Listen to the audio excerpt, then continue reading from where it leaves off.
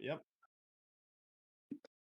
What's going on, everybody? It's Thursday, and we got some semifinals action for you in CCS. Goldfish Gaming taking on Predictive Gaming. Odin, I'm Rychans, joined by Elsa, the Queen. And are you as hyped as these teams are for today's matchup?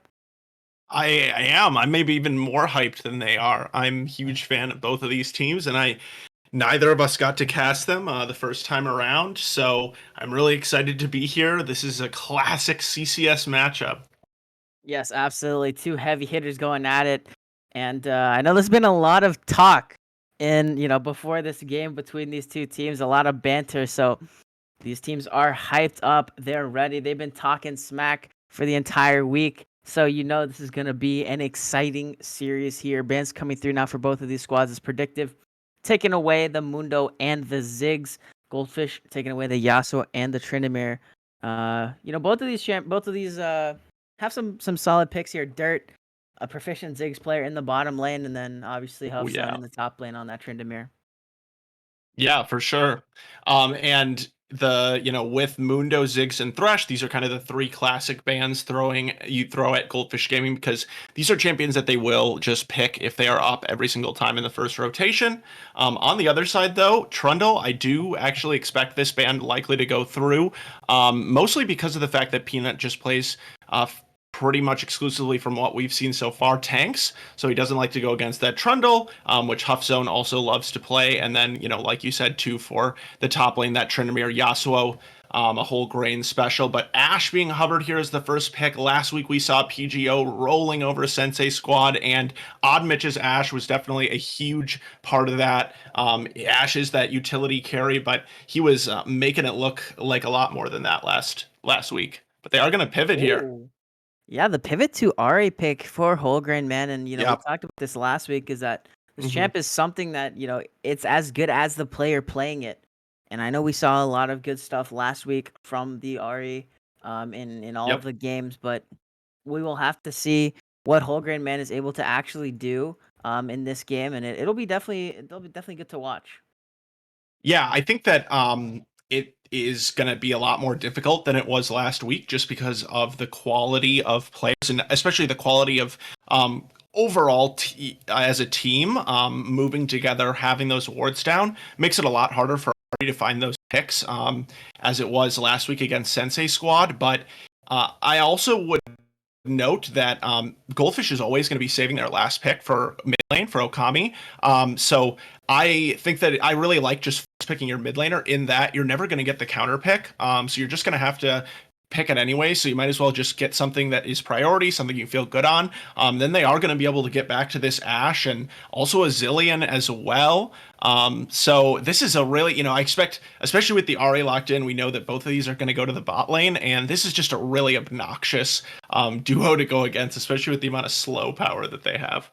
Yeah, and just already from this Predictive squad, you're seeing a lot of pick potential with the Ari charms, with the Enchanted Crystal Arrow from Ash, and also the volley for the slows, like you mentioned. And then Zillion double bombs, and then also has a pretty aggressive slow for himself there. A lot of pick potential coming out from this roster, and I think that it's very interesting it's very good to pick this Nautilus here to try and prevent your team from getting picked and find picks from the other side. Certainly, yeah. Nautilus has been super strong for Lights Genesis in the support role.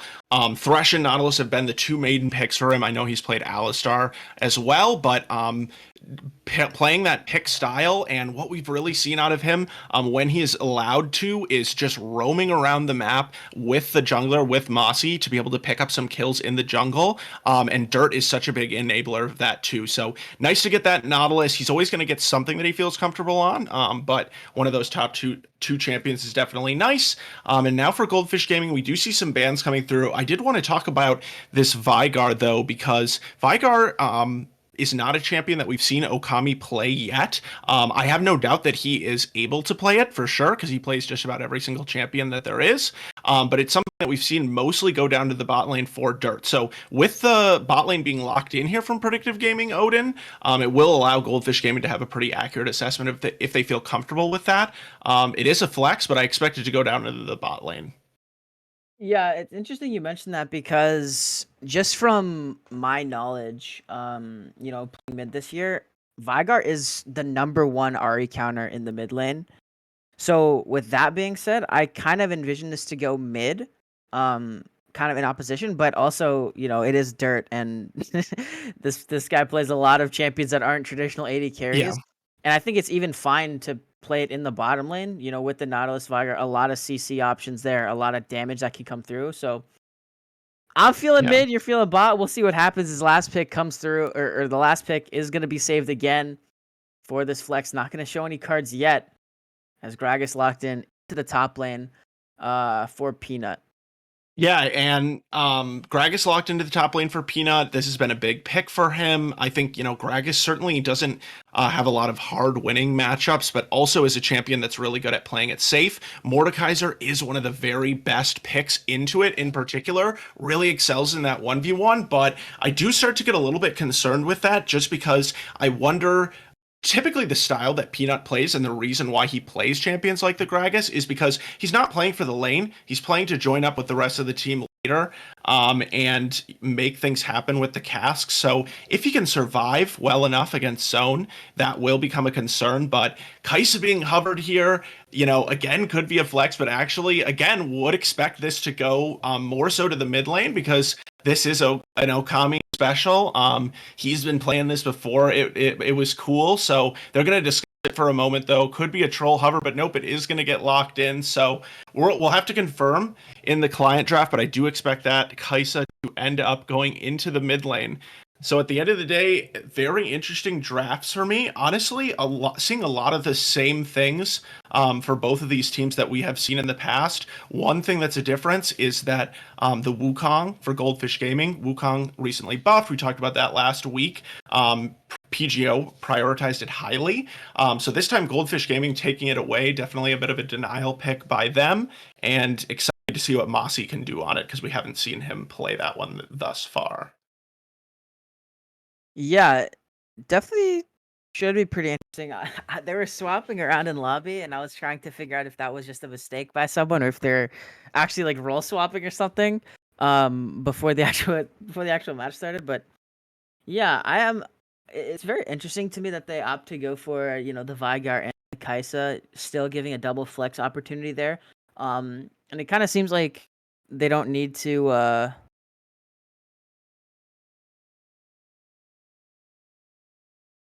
Okay, Hold on, wait. we're getting some important intel here. We're getting some important So information. okay, so we're being told that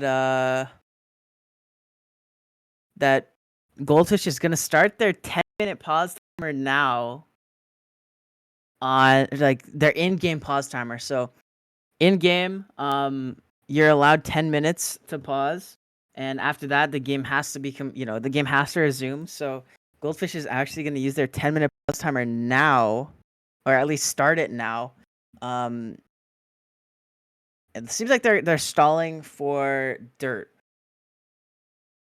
I mean, they said they didn't say in particular, so they are entitled to this pause time, and yeah, so we are going to have just a little bit of a delay going into the next draft, but it shouldn't be anything. I mean, the champion select has already concluded, so this will be the champion select, bar it going beyond this pause time, which it will not. Yeah. That would be a match FF or a game FF at first, but that's not going to happen. And so, yeah, I mean, seeing these team compositions, I guess, I mean, I'm trying to think of like, what's the best way to do this logistically, but I feel like we should just maybe reflect on the team compositions a little bit, and then we do have some fun stuff for you, as well. But Rychains, for you looking at, well, I don't know. Let's see. I don't know. I don't know what I'm all messed up from this. Yeah, so the one thing I noticed is that this is just kind of relevant to the Kai'Sa mid pick is that on the next patch they're actually hard nerfing AP Kai'Sa. The W scaling is like getting basically cut in half. So this is not going to be, available to pick or at least to play in the mid lane on the next patch. So and obviously we know that Okami is wait. Okay. Okay. I guess they're starting. Yeah, we're into the client draft. So okay, yes. So Okami, trying to get in as many games on this Kai'Sa as possible, and even then, we expect this Kai'Sa to be going mid, but it still could be going bot for dirt. So there's still some questions about that, about the mid lane and the AD carry position for Goldfish, but those questions will be answered pretty soon. Yeah, and it's funny that you mentioned the nerf to AP Kai'Sa, because I was actually just talking to Okami this week, and he was lamenting the fact that this was going to happen. Just like I said, this is something that he's enjoyed playing for a long time before Faker made it cool. So this is going to be close to his swan song on the Kai'Sa for CCS, most likely. So he's got a little bit of extra motivation, I think, to pick this. But really what it signals to me, I mean, this is a pick that they really do prioritize, honestly. Like, it is not a gimmick, it's not a joke. It's something that Okami is just really, really, really good at, and is able to make work, which another thing we were talking about is this is a pick that has like a 44% win rate in solo queue or something like that, popularized after Faker played it. And so it's not an easy thing to play, but what it signals to me is it means that he thinks he can play out the lane phase safely. It's a little bit almost disrespectful, I think. He's not going to try to go super aggro in the lane phase, but it means that he thinks he'll be able to get through lane safe. So especially once Ahri hits level 6 and has the charm available, it's going to be about those super micro mechanics of, who can dodge these skill shots. I expect probably a cleanse to come out from the Kai'Sa as well. Maybe not. We'll see, but that would make a lot of sense to me, especially with Zillion there as well, and Mordekaiser too. I believe you can cleanse. Maybe you can only QSS. Anyways, either way, it will be those little mechanics that make the difference. So I'm excited to see who can come out on top in that regard. Yeah, so just to comment on what you were mentioning with the cleanse, so you can't cleanse, you cannot cleanse the Mordekaiser ultimate, Just and I QSS. believe, yeah, you can only But QSS the Ashe, Mordekaiser ultimate. Zillion, Ahri. But I believe, and I believe you also cannot cleanse the Warwick ulti You either. can't. Yeah, no, suppression, you can't. So Yeah. yeah, so I don't know if the cleanse is gonna come through. We'll see in a little bit, but definitely a QSS. Yeah. Even if the cleanse comes through for Akami, I definitely expect QSS to come out here. It's unfortunate because there's no QSS AP item, but either way, I think it's still pretty needed, and you can even just build it into Merc Sim. So I don't think it's that bad, but we are saying, confirmation that the Kai'Sa is being brought into this mid lane and the Vigar is being taken into the bottom lane. And obviously, I know it's a comfort thing, but with Vigar into Ahri, it's pretty much the hardest matchup possible for Ahri. So I would have expected, if it was a different team, I would have expected that to come through. But nonetheless, we do, see these compositions flushed out. Yeah. Absolutely. And I mean, last comment here before we throw it to our spectator delay, but there's comfort on both sides. I wanted to mention with a Warwick being picked up again, another week for Charizard playing this pick, which is really his comfort, but there's a reason that it's left open, and it's just that there's better champions than Warwick. I mean, certainly Warwick does things well, and I think Charizard is really good on this pick. He's not your average Warwick, but I'm interested to see whether or not he can pull this off against a team at the level of Goldfish, and I'm open to surprises. So I'm excited to see what this game has to offer. Yeah, definitely going to be a good one here. Before we throw it off to a break, want to give a big shout out to our sponsor, ProComps, which is the first of its kind drafting tool aimed for competitive and solo queue play. ProComps allows users live feedback and analysis on drafting, giving them recommendations on picks, notes on matchups, and analysis on the enemy team's win conditions. These features allow the user to gain an edge on their opponents and improve their drafting skills, something that you gotta have, especially if you want to play in competitive. Use the code CCS25 for 25% off of your first 6 months. Go get that LP. We'll be right back for Game 1 between Goldfish Gaming and Predictive Gaming Odin. Everybody panic! Hold on!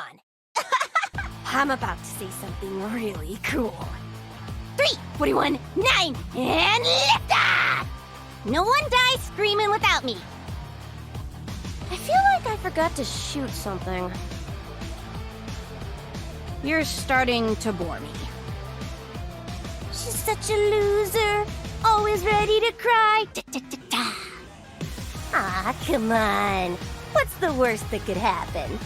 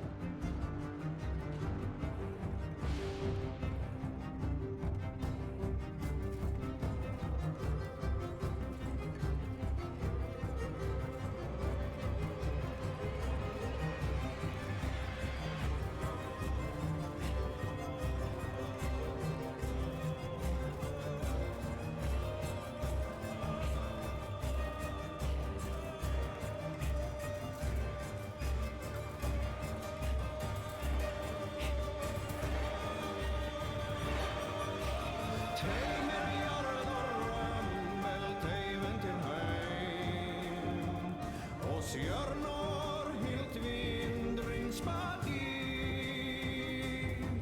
Gör hunger hon där skall regn går.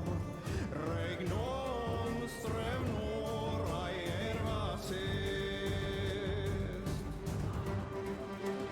Vargar kallir vilt er på se tunnor med klorna till.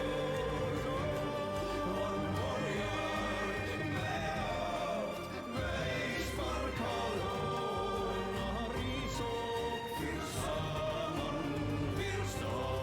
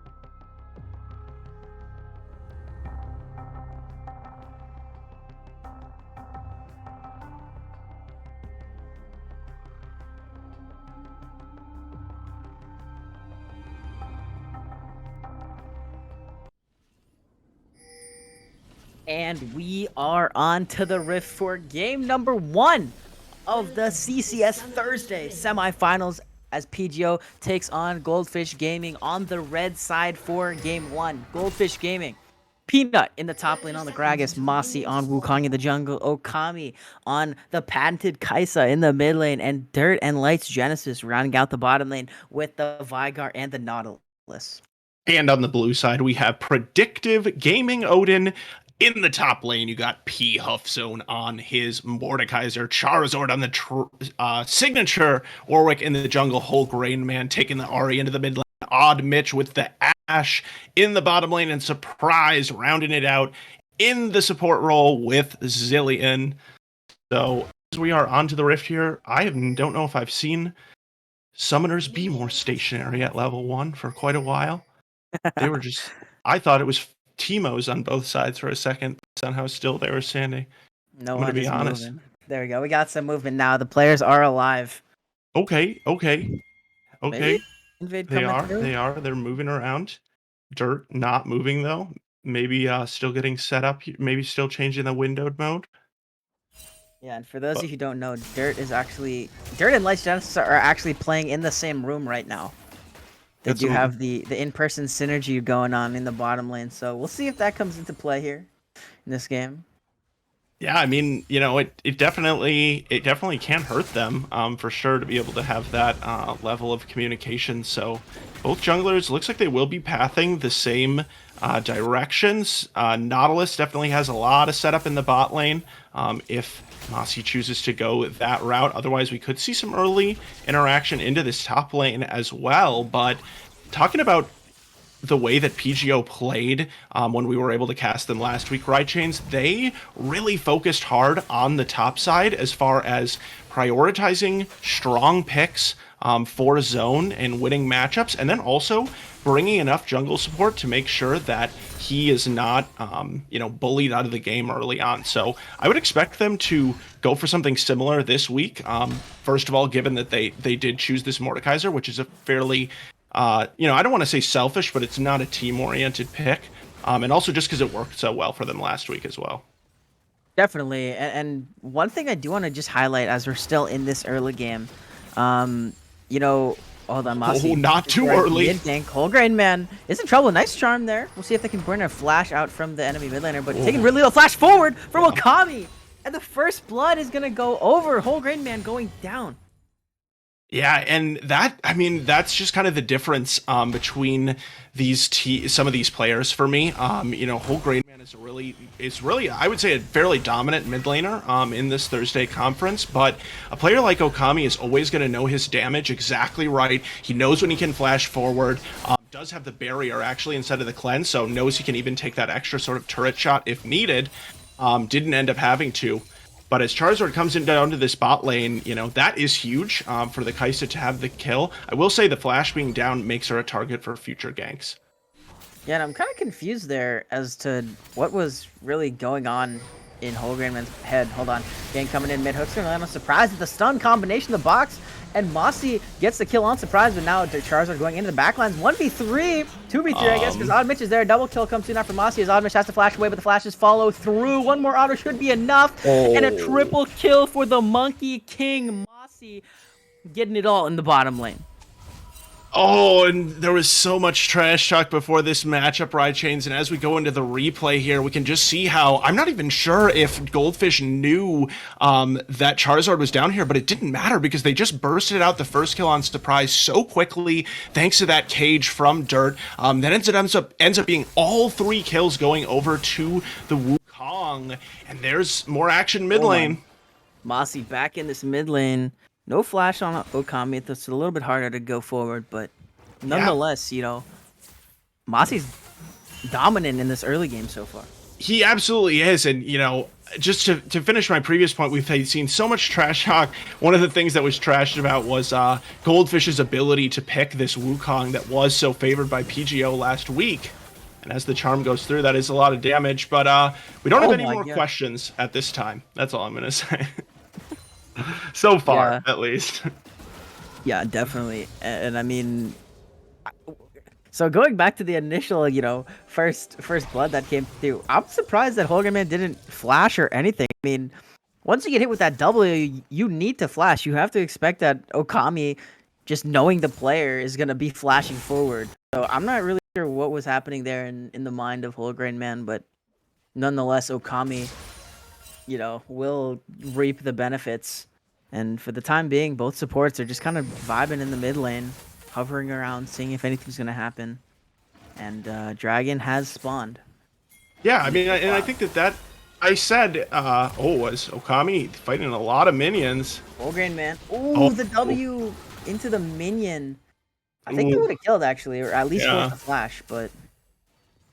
Yeah, I think, like I said, I think really highly of Wholegrain Man in general, but I think that there can even be some downsides to consistently kind of bodying your opponents in these 1v1 matchups, which is, I think sometimes you get some bad habits of not flashing because you maybe, think that your opponent doesn't know their damage or that they're not going to land their abilities, and that's just simply not going to be the case against Okami and against Goldfish in general. So there's, that is going to just be punished in the mid lane and really across the map so far with As we kind of take a larger look here, it is all 4 out of the 5 members of PGO dying so far in this game. Huffzone, notably the only one who has not, and does find himself a little bit ahead on this Gragas. That's really what I would expect, though, and Peanut has kept himself alive up to this point.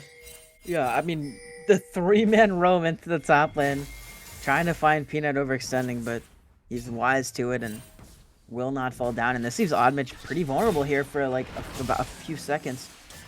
Cage comes through, but they opt not to dive. They did have the ignite, but they had about a 10-second timer where they could have dove and taken out this Ashe that didn't have flash. Yeah, it's true. They are just going to opt for the safe play of denying the CS as much as possible, and it's hard to say whether or not they didn't have vision on someone, or maybe unsure about that, but Jet and Crystal Arrow cleansed out. Both cleanses are burned so far. As looks like it's all it's gonna be for the time being. No ultimates on these supports yet. And Dirt still has the flash. So yeah, it looked like Light's Genesis did more damage there than Oddmitch did, to be completely honest. The Nautilus burst was really strong, didn't even use Ignite, but it will force the Goldfish bottom lane back into the base. So checking in on kind of what these teams want to do if they, to win the game, kind of their win conditions. For me, for PGO, one of the biggest things was slowing the Light's Genesis ability to roam. And just as I say that, PGO has been fairly successful so far this game in preventing that, but now he's around the mid lane. He does know that there's no vision here. Yeah, but Holgren, man, oh my gosh, the flash Judgeline connects with the Void Seeker as well. Killer Instinct going through, but Holgren, man, has the Spirit Rush to get out to safety. And yeah, everything's okay for the time being. I think that's a pretty crazy play, honestly. I don't know if I'm a fan of that one.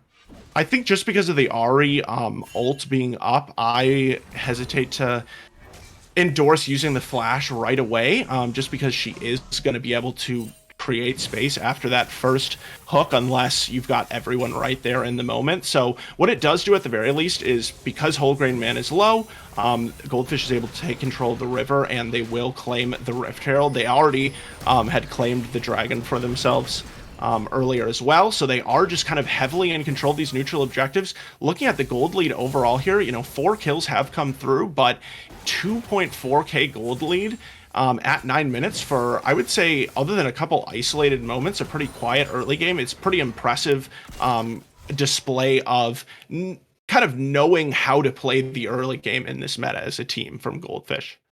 Definitely, and the one thing I do want to mention coming through from last week that we did notice is, it's kind of a similar thing.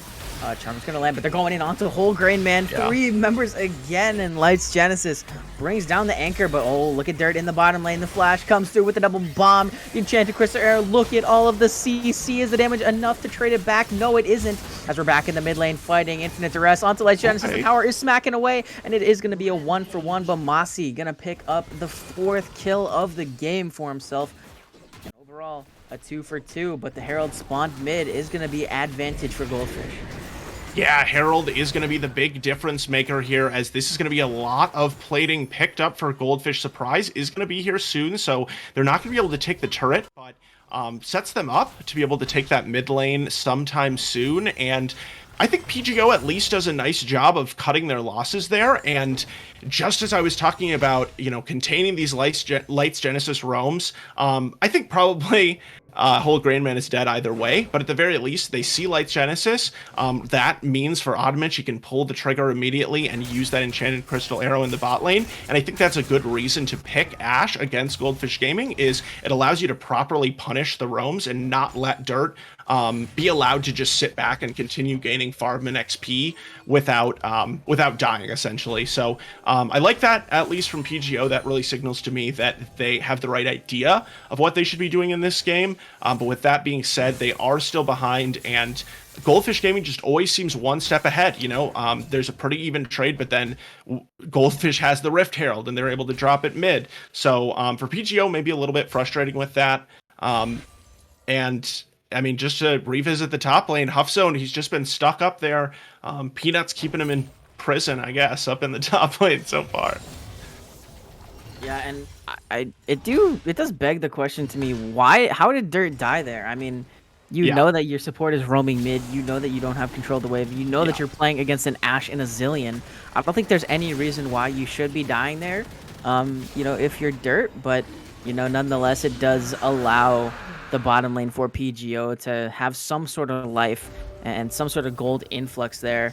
And, you know, we'll see if it actually matters in this game. Obviously, the early game has been very, very dominated by Goldfish here. You can see they picked up their second dragon, and the Infernal Soul comes onto the map. But I was trying to make this point earlier, and we saw this last week as well here, is that PGO just giving away a lot of neutral objectives early, and it puts them at an even bigger disadvantage than, you know, if they're just giving away a few kills.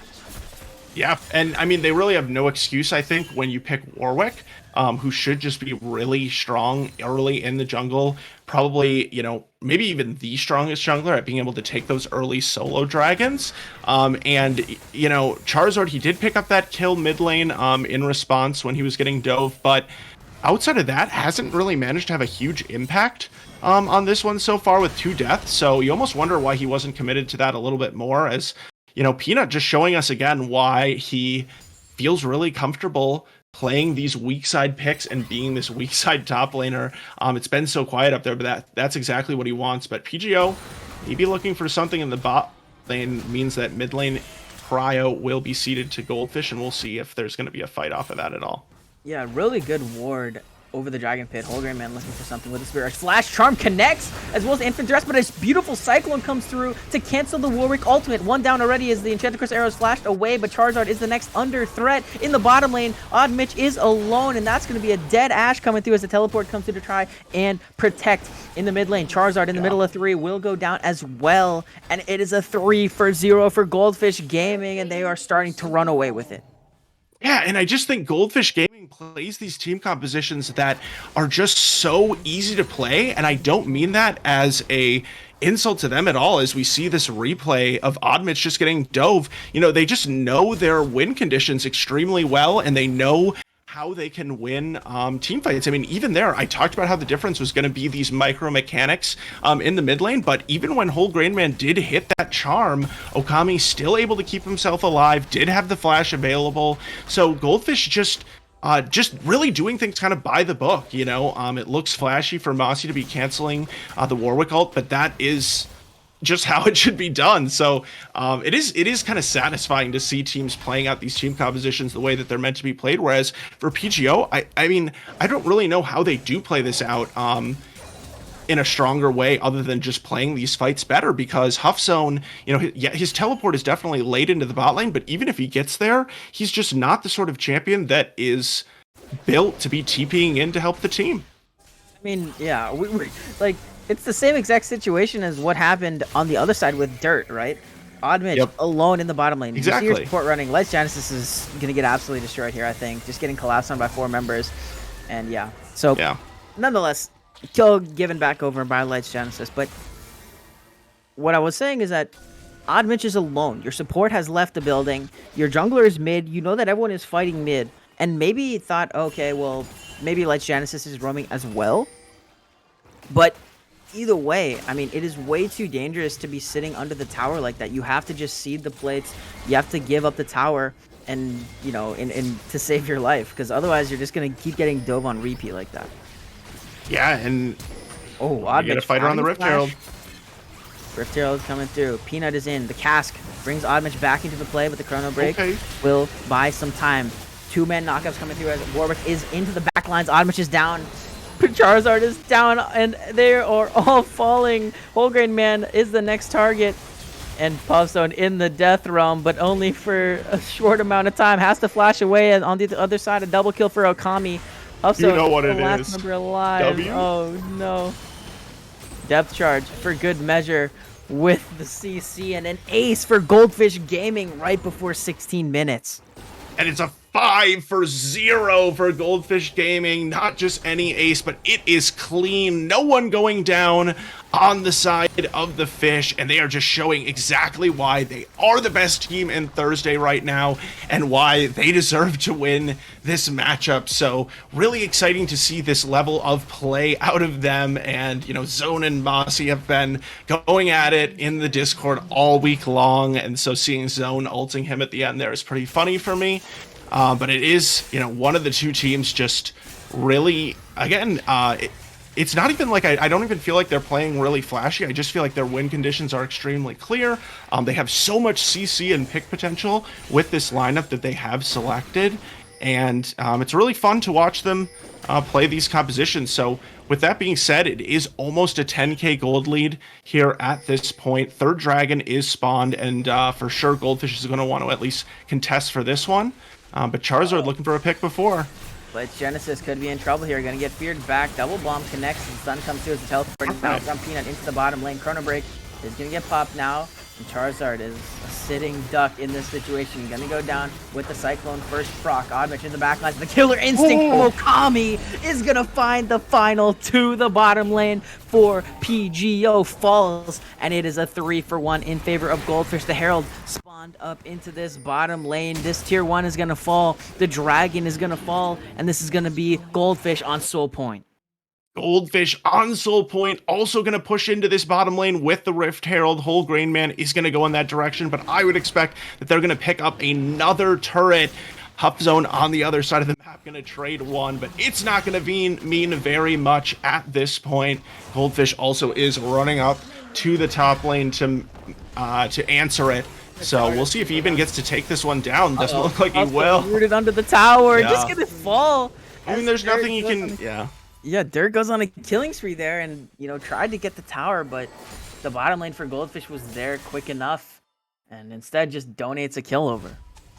Yeah, and I would be the first to acknowledge that in, you know, higher level professional play, they don't pick a very high, you know, big pool of champions, and Plat Elo is very different, but there's a reason that we don't see Mordekaiser picked in competitive play.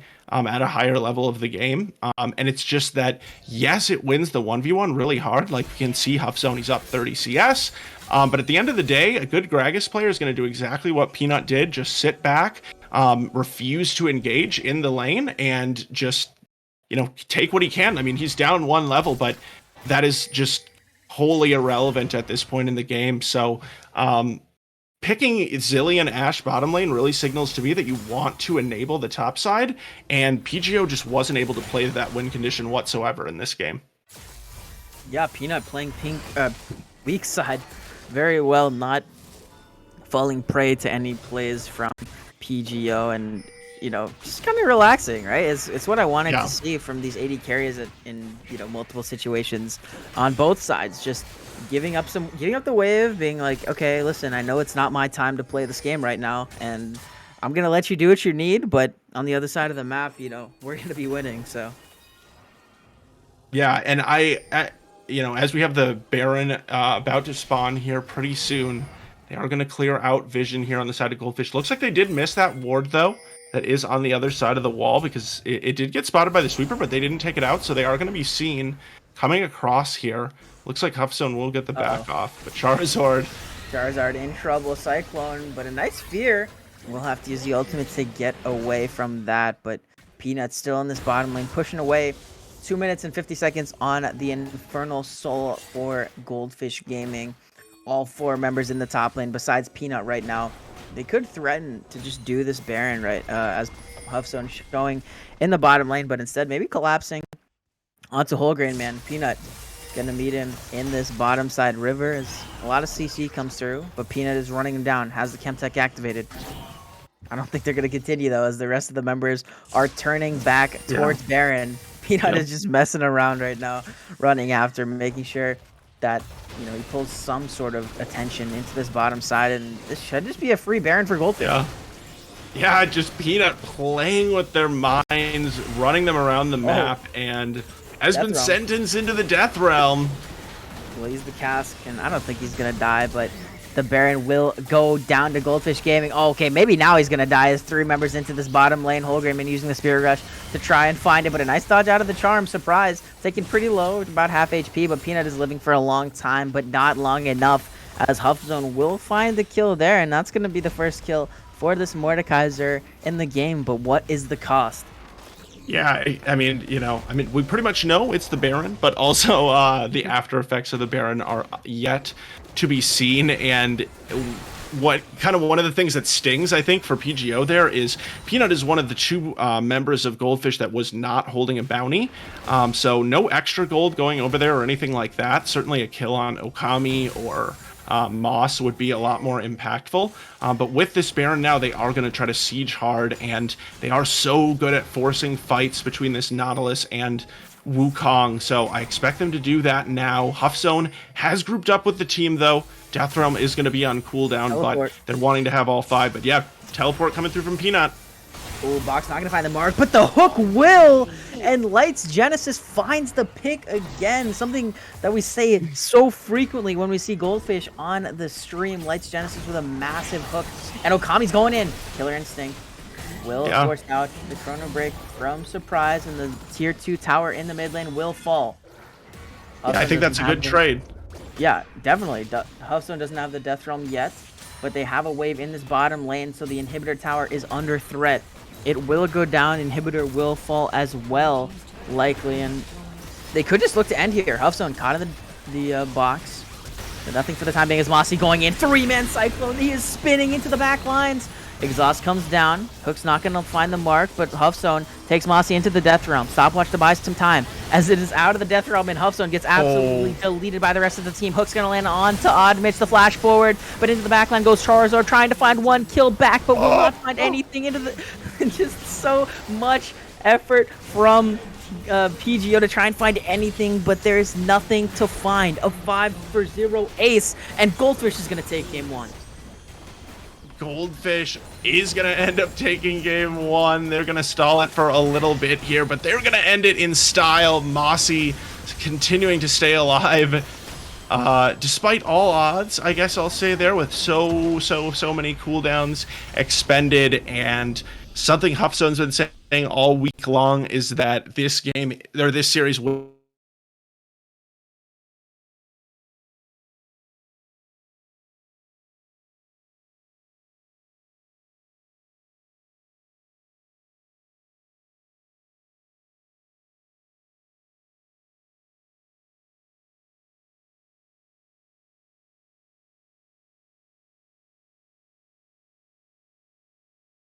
We'll be back Goldfish after before the that first pick one. and ban for game number 2 between Goldfish Gaming and PGO. It's the semifinals, baby.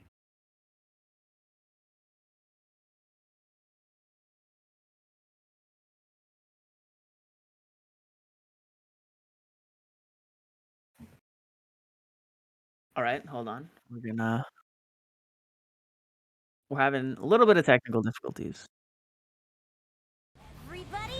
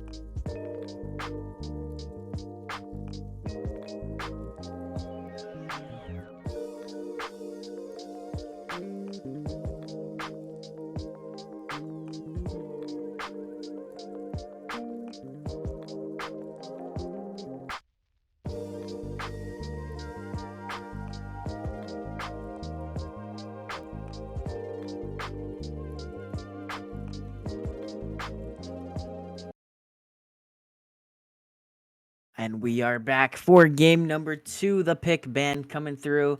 And Goldfish Gaming taking game 1 in very commanding fashion, looking very, very strong. What do you think that PGO has to do or has to adapt for this next draft?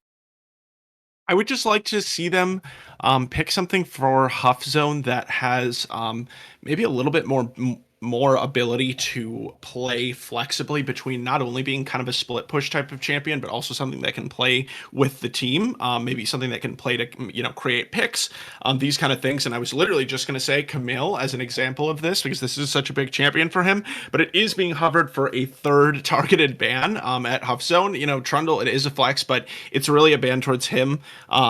Particularly, I would say in this series. So that is pretty impressive as a player to get 3 bans thrown at just you.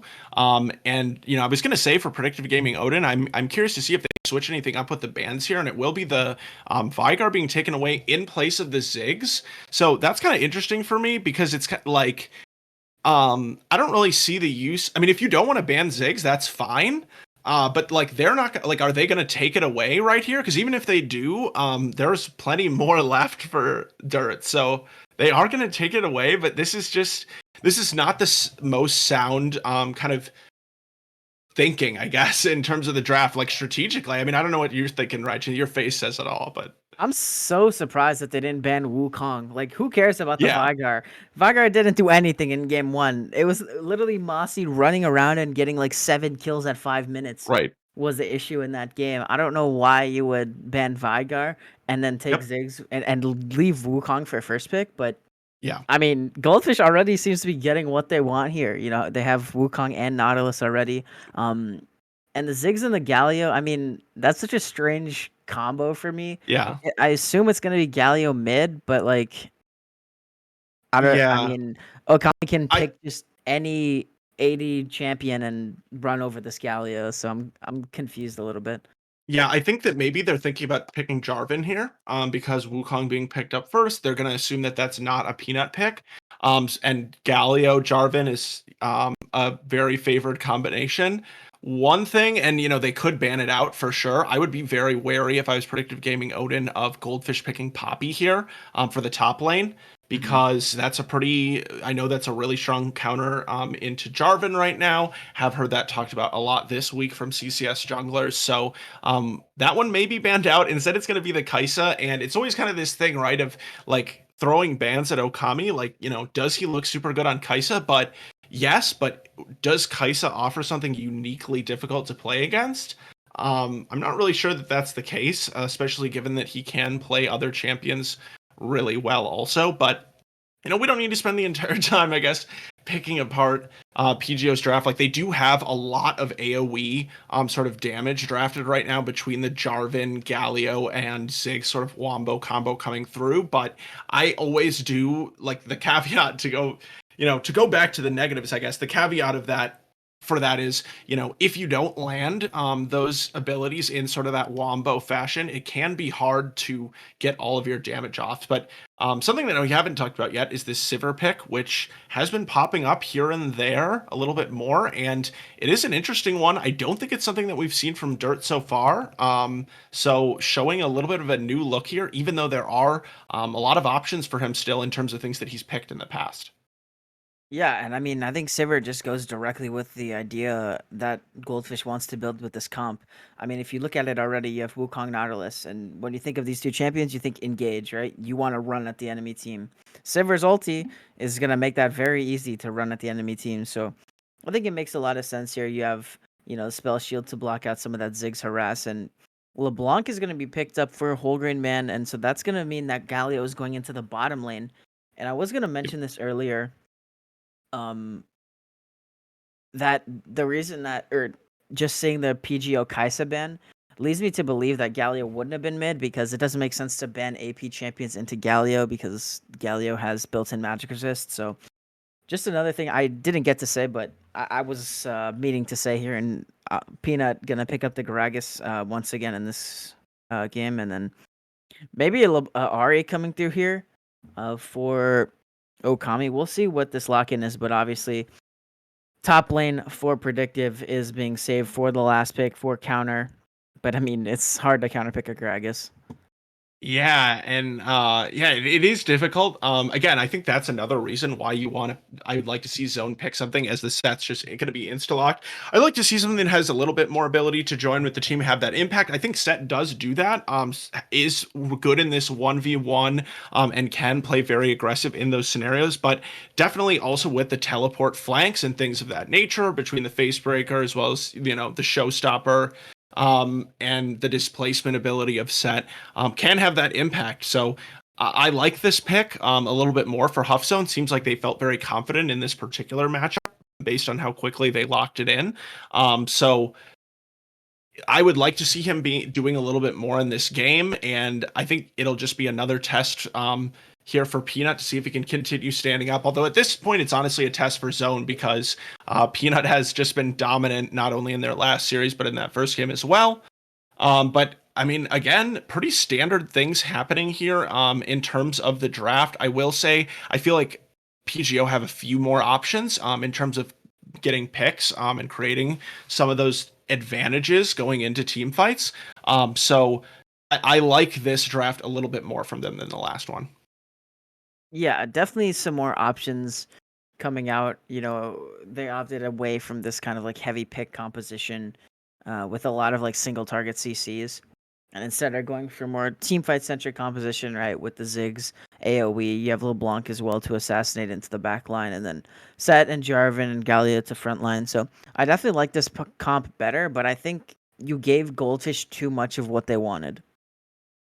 Yeah, and I mean that's what's really difficult against Goldfish in general. Drafting is it is very hard to deny them at least some level of comfort in their draft. I think honestly it's kind of a fool's errand to do so. I feel like you're better off just trying to prioritize getting yourself exactly what you want, instead of denying things away from them. Like what happened with this Ziggs here. Do I think Oddmitch can play Ziggs? Absolutely, but the reason that Goldfish plays Ziggs is not because Dirt is the best Ziggs player in the world. I mean, certainly he's a good Ziggs, but what Ziggs does is just a kind of a lower skill threshold as far as just the baseline level of what you need to do. Just sitting back, clearing the wave, not dying, allowing your support to roam.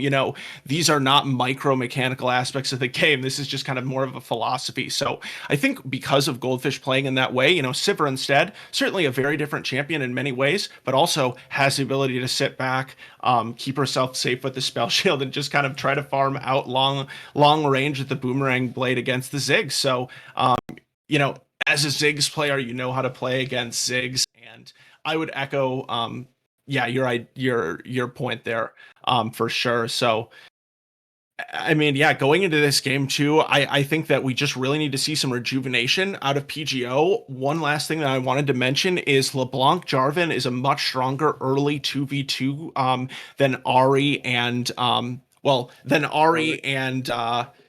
Warwick was last game, and maybe even then Wukong and Ari are this game. At the very least, it's a lot closer to even. I'm not exactly sure about Wukong just because we haven't seen him in the jungle a ton recently. But he does, bring some power. So at the very least, my point is just that PGO is enabling themselves in this early game around the mid jungle, which is always going to be the central focus for Goldfish. Yeah, absolutely. I definitely like that point better, and PGO doing a good job to get that mid jungle duo in a better state than it was last game. One last thing before we throw it to a break here, do you think that the Sivir is going to be lethality or on hit? I Or was attack just speed, I thinking guess. about that. Okay. Yeah, no, I was really just considering that too. I feel like I'm gonna guess lethality just because of the style that I expect him to play, which is just kind of Yeah. wanting to clear out the waves. I think that you just get that earlier sort of power spike when you go, whether it's Duskblade or something else. I'm not sure what we'll see coming out first, but I would expect lethality. But I'm interested in your take as well. Yeah, I was kind of thinking the same thing. But I mean, like, so it's basically, do they want more sustained damage or do they want burst? I think they have decent burst. But like I said, I think Dirt is more of a non-traditional AD carry player, so Right. I kind of expect lethality to come through. Yeah. All right. Well, we'll see. We're both going down if it's not. Yeah, we're both connected to the same thing here, both opting for lethality. Let us know what you guys think in the chat. We're going to take a short break before we get on to the riff for game number 2 between PGO and Goldfish. Everybody, panic! Hold on! I'm about to say something really cool. 3, 41, 9, and lift off! No one dies screaming without me. I feel like I forgot to shoot something. You're starting to bore me. She's such a loser, always ready to cry. Da-da-da-da. Aw, come on. What's the worst that could happen?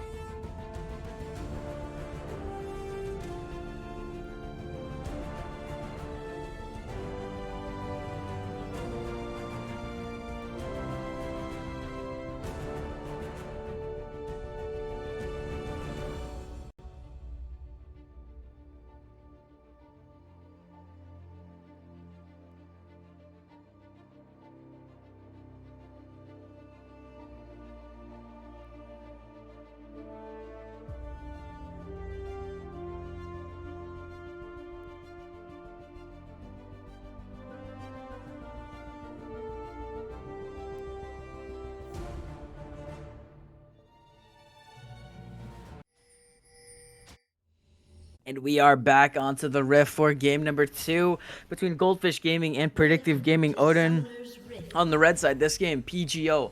Puffzone in the top lane on the set. Charizard in the jungle on the Jarvan. Wholegrain Man on LeBlanc in the mid lane. And Oddmitch and Surprise rounding out the bottom lane with the Ziggs and the Gallia. We got a little 5-man invade coming through here into this top side. We'll see if they can get anything. I don't know how they're going to get it. I think they have enough CC. I don't think they can. But, you know. Yeah. They're gonna Greg's go. just gonna see them. Yeah. Yeah. Peanut's like, okay, what is this? Just gonna get a ward down, I guess. And you know. Yeah. So they will get a little bit of information. Is going to be traded though, as Light's Genesis will run over onto the other side of the map. So it's going to be pretty much equal knowledge of the jungle starts on both sides. But I mean, I do like PGO kind of trying to make something happen at level 1. You know, of course, level 1s can go horribly wrong, but especially if you've done some research about how the enemy team kind of plays at level 1, you can have some ability to predict where they're going to go and make something happen off it. But all in all, nothing going to happen, and both junglers are going to start on their red buff. So opposite sides of the map. So I'm interested to see, you know, we've talked a lot about this Ashe. It looks like from the runes and the tier coming through, it's pretty obvious that our prediction was right. So I'm interested to see how Dirt can play this, since we haven't seen him do it before. It's not necessarily a super hard champion to play, but even though she has the boomerang blade, it can sometimes be sort of short range. So we'll see whether or not she can. Oh my goodness, I forgot to introduce the team. Well, right, Chains. It's okay. I'm sorry. It's okay. Should I still do it? Hey, better late than never. Okay. If you're all right. feeling it. In the top lane, we got Peanut 6805 on the Gragas. We got Mossy in the jungle on Wukong. Okami Hayazo in the mid lane playing Ari. Dirt 212 on the Sivir, and Lights Genesis with the Nautilus. So gotta pay full respect to both teams. Sorry, Goldfish. It's all right. That was well done. Well executed. Nonetheless, I'm interested to see. So I think Mossy tried to look for something bot and wasn't able to, or he just full cleared. Oh, never mind. He just full cleared. But either way, the jungle camps were actually warded out. So both of these teams should know where the enemy jungler is right now. But look at Hearthstone, just relentless in this top lane. Peanut's going to be able to pick up a lot of that CS. So the CS numbers aren't actually as, swayed as they look here. A lot of minions for Peanut under the tower there. Should be able to catch back up. But when Mossy's showing top lane, the bottom lane for PGO knows that they can just push this in and they can play super aggressive. Yeah. And they also had Okami roam up there as well, to try to get that kill onto zone. So that will be the Ari losing out on a little bit of XP and farm. I mean, as you can see, it is going to end up crashing back in. So Okami, good wave management there. Not really going to lose out on much. But overall, nothing coming of it. Hearthstone is forced to, stop his relentless assault, though. And like you mentioned, it's going to end up being down 1 CS there in the end. So just really good wave management, honestly, from both of these solo laners of Goldfish Gaming. And Whole Grain Man has getting some help for Charizard here to push out the wave because he is pretty much out of mana. Okami pretty low, but I don't think he's going to be able to be punished here. Yeah, it shouldn't be. I mean, that's super important there for Charizard to actually be there and push out that lane, because if Okami is able to actually freeze that, it gets really, really bad for Whole Grain Man. No TP, can't get back, and the wave is just perma-frozen on the other side. So it's very, very rough for LeBlanc there. But, yeah, and good job by Charizard. And it was it was not on the, we didn't see it happen, but we did get a flash traded between Lights Genesis roaming up to the mid lane and Whole Grain Man also on the LeBlanc. So LeBlanc, especially post 6, does have a lot of mobility. Flash doesn't necessarily mean as much, but I think that trade is, again, fine for the Nautilus. Really, Flash is kind of just a luxury to have. And Dirt 212, we saw just a moment ago, just dodging out on some skill shots from Surprise and Odd Mitch in the bot lane. And, you mentioned when PGO knows where the opposing jungler is, they're going to want to be really aggressive in this bottom lane, and certainly they can be aggressive with using their poke, but at a certain point, I'm not really even sure how much Galio and Ziggs can actually force if the spell shield from Sivir is used well. And that's kind of, again, this sticky situation that you get yourself into as PGO when you deny the Ziggs. Is Ziggs doesn't really do a lot to stop the style that Dirt wants to play. So I'm not really sure how valuable it is in their hands. Yeah, that's a good point to make here. And I mean, just looking at what's happening in this bottom side river, everyone wants to play for this dragon. We got a lot of action here and a lot of action around this mid lane, trying to gain priority, see if we can get any advantage on the enemy. And look at the health difference right now in the top lane. Oh, Lights Genesis going to get spotted out here, and Surprise going in. Going to find the taunt. Flag and Drag's not going to find the knockups here, and Lights Genesis is taken pretty low. Ignite's ticking as a flash forward from Charizard, and Whole Grain Man is here as well. Q is not enough to take it, but the chain comes through, connects, and first blood going over to Whole Grain Man. First blood to Whole Grain Man, and really even the first blood being at 6 minutes as this dragon should go over to PGO. I think that's a win for PGO in and of itself.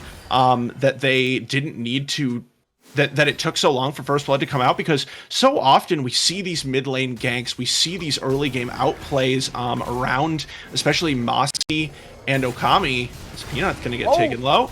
Oh, Actually looking for the steal, but is not gonna find it. Now Charizard gonna go down as Dirt's flashing forward. Odin's trying to get over with the satchel, but the He's dead. ignite ticking. Okami is gonna find the kill there. Looking for Whole Grain Man now as Trump's gonna get dodged out, but Whole Grain Man dodges into the rest of the enemy team. One more auto should be enough as Okami's gonna find a double kill. And the dragon goes over to PGO, but they're gonna lose a lot on the map. yeah, they are going to lose a lot in return from PGO. So well played by Goldfish. I knew it kind of looked too good to be true there for PGO just to get that dragon for free. So they always know exactly kind of what they can take in response to their opponent's victories. Nice to see that from Goldfish again here, as you know, I've really talked about this point several times, but just the wave management here top continues to be really good from Peanut. He did have it shoving in at one point, but then, gets it back shoving into him. And again, just like last game, is down about 10 CS, doesn't really care about that whatsoever as Gragas. So again, Zone is going to have to transition this set especially once he picks up an item and can have a little bit more impact in the team fights. He's going to have to show us how he can transition in this pick into the rest of the game. Only time will tell there is Dirt just able to farm it out. CS is even, or a little bit in favor. There's a little more CS there for Dirt to pick up, but Lights Genesis, we talked about it in game 1, trying to limit the roams from this from this player. Yeah. And just on the top side, you can see, Dirt playing far enough back, not not in any threat to die at this situation. So I like the adaptation there. Definitely is something that's good to see as the Rift Herald started up by Goldfish Gaming. Charizard's in the area, but I don't think they have the numbers to try and contest this. So yeah. And we saw how big Rift Herald was for Goldfish in game 1. They used it to really big success. And as you mentioned, Dirt just continuing to sit down here is going forward a little bit earlier, but now is going to back off as he sees Whole Grain Man coming through and probably will be able to keep himself safe. Does have that spell shield to dodge out on at least one ability, especially from the Galio there, the taunt. But yeah, just playing it really smart here. It is some plating taken onto the bot side for PGO here, so that is nice. But yeah, just perfectly played there as the fight comes through. They try to dive, and Lights Genesis here, but Peanut in the top lane has to flash away from the Haymaker. Also, gonna flash forward, gonna get hit with the body slam, but the Peanut lives with 1 HP. Oh my gosh, wow. Whole Grain Man in the bottom lane, flashing forward onto Dirt, and at that point, there's nothing you can do. No. Lights Genesis should fall as well here. It's just 1 HP. Trying to find the damage back onto Whole Grain Man, but, you can't do that onto the LeBlanc. You're never going to win that as the Nautilus. Herald spawned in this mid lane. Should get the tower, or maybe. Hold on. Wait, not quite. Peanut still top? Oh, Peanut did it back? Oh, wow. Yeah. Peanut did it back. That's crazy. He must be waiting for the teleport. He would lose out on a substantial amount of XP, but he's kind of a madman for staying up here. But Gragas will continue to chug those casks, and has more, at this point at least, I think has more regen for sure, than the Set, who is really looking to pick up that first item before he's able to fill up his health bar again. So, are we going to ward? No, he's not. Not going to see it, yeah. So Lights Genesis not going to see it. It was also some greed from Lights Genesis flashing forward to try to get the kill on Otmich there that left Dirt 212 alone. So some rare misplays as Peanut's going to get ulted. Heroic's entrance coming in, a surprise on the roam into the top lane. And Hearthstone is going to find a kill on Peanut. But the tower plates are going to be traded back here into this bottom lane. Whoa, this TP is a little bit wild, but Whole Grain Man is here to cover the Oddmich TP in the bottom lane. Lights Genesis is gonna find Whole Grain Man. Yep. Even damage, pretty much. But yeah, just going back to the previous play and that entire situation, right? Dirt played that extremely well. When you see, okay, yeah, there's two people here. They can dive me, so I'm just gonna play back and throw boomerangs. And then once Whole Grain Man goes missing, okay, maybe I have to back up a little bit farther because there's only one place that this LeBlanc could be coming to, and it's to me. So very well done there. And just something to point out is something that a lot of people don't really realize a play like that is impactful.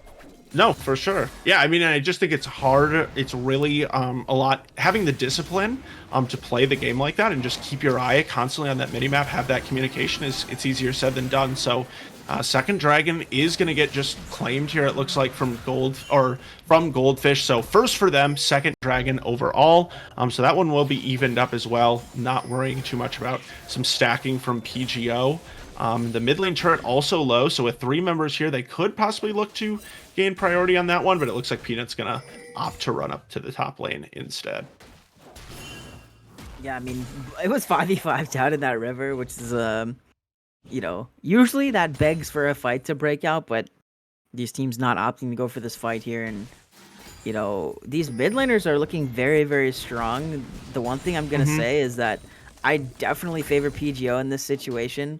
A fed LeBlanc, you know, 3-0 LeBlanc is pretty much way more scary than the fed Ahri with 2 kills. So 3v3 bot, maybe. We'll see what happens here as Dirt is stepping up forward, but look at Mossy on the flank. Gonna go on to Odin as the flash comes through. Depth Charge gonna knock him up, but the second Cyclone will get 3.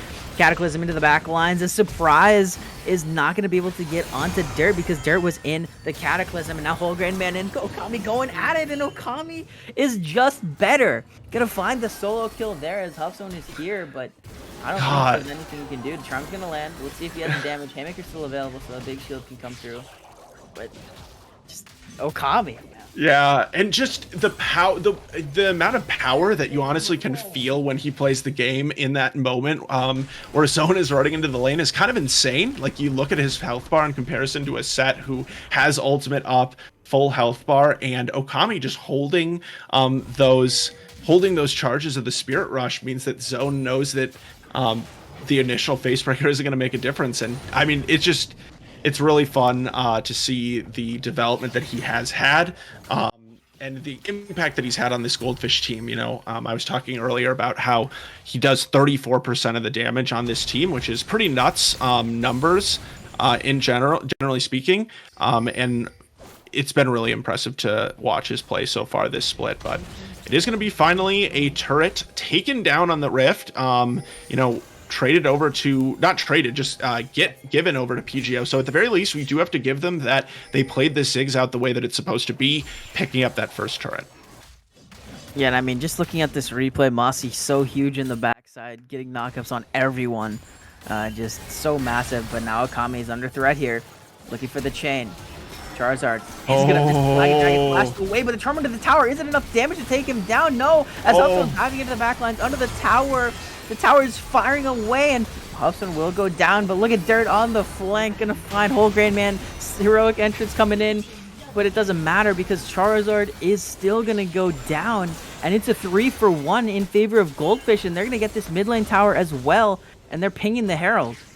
And it was a 4v5, Rychains, because Peanut was still up just on that top side, knocking his belly into that turret. So really impressive, especially given that. But really, I mean, you know, got to give the MVP assist there to the turret, because Okami getting the charm underneath, and then Light's Genesis also rooting Zone.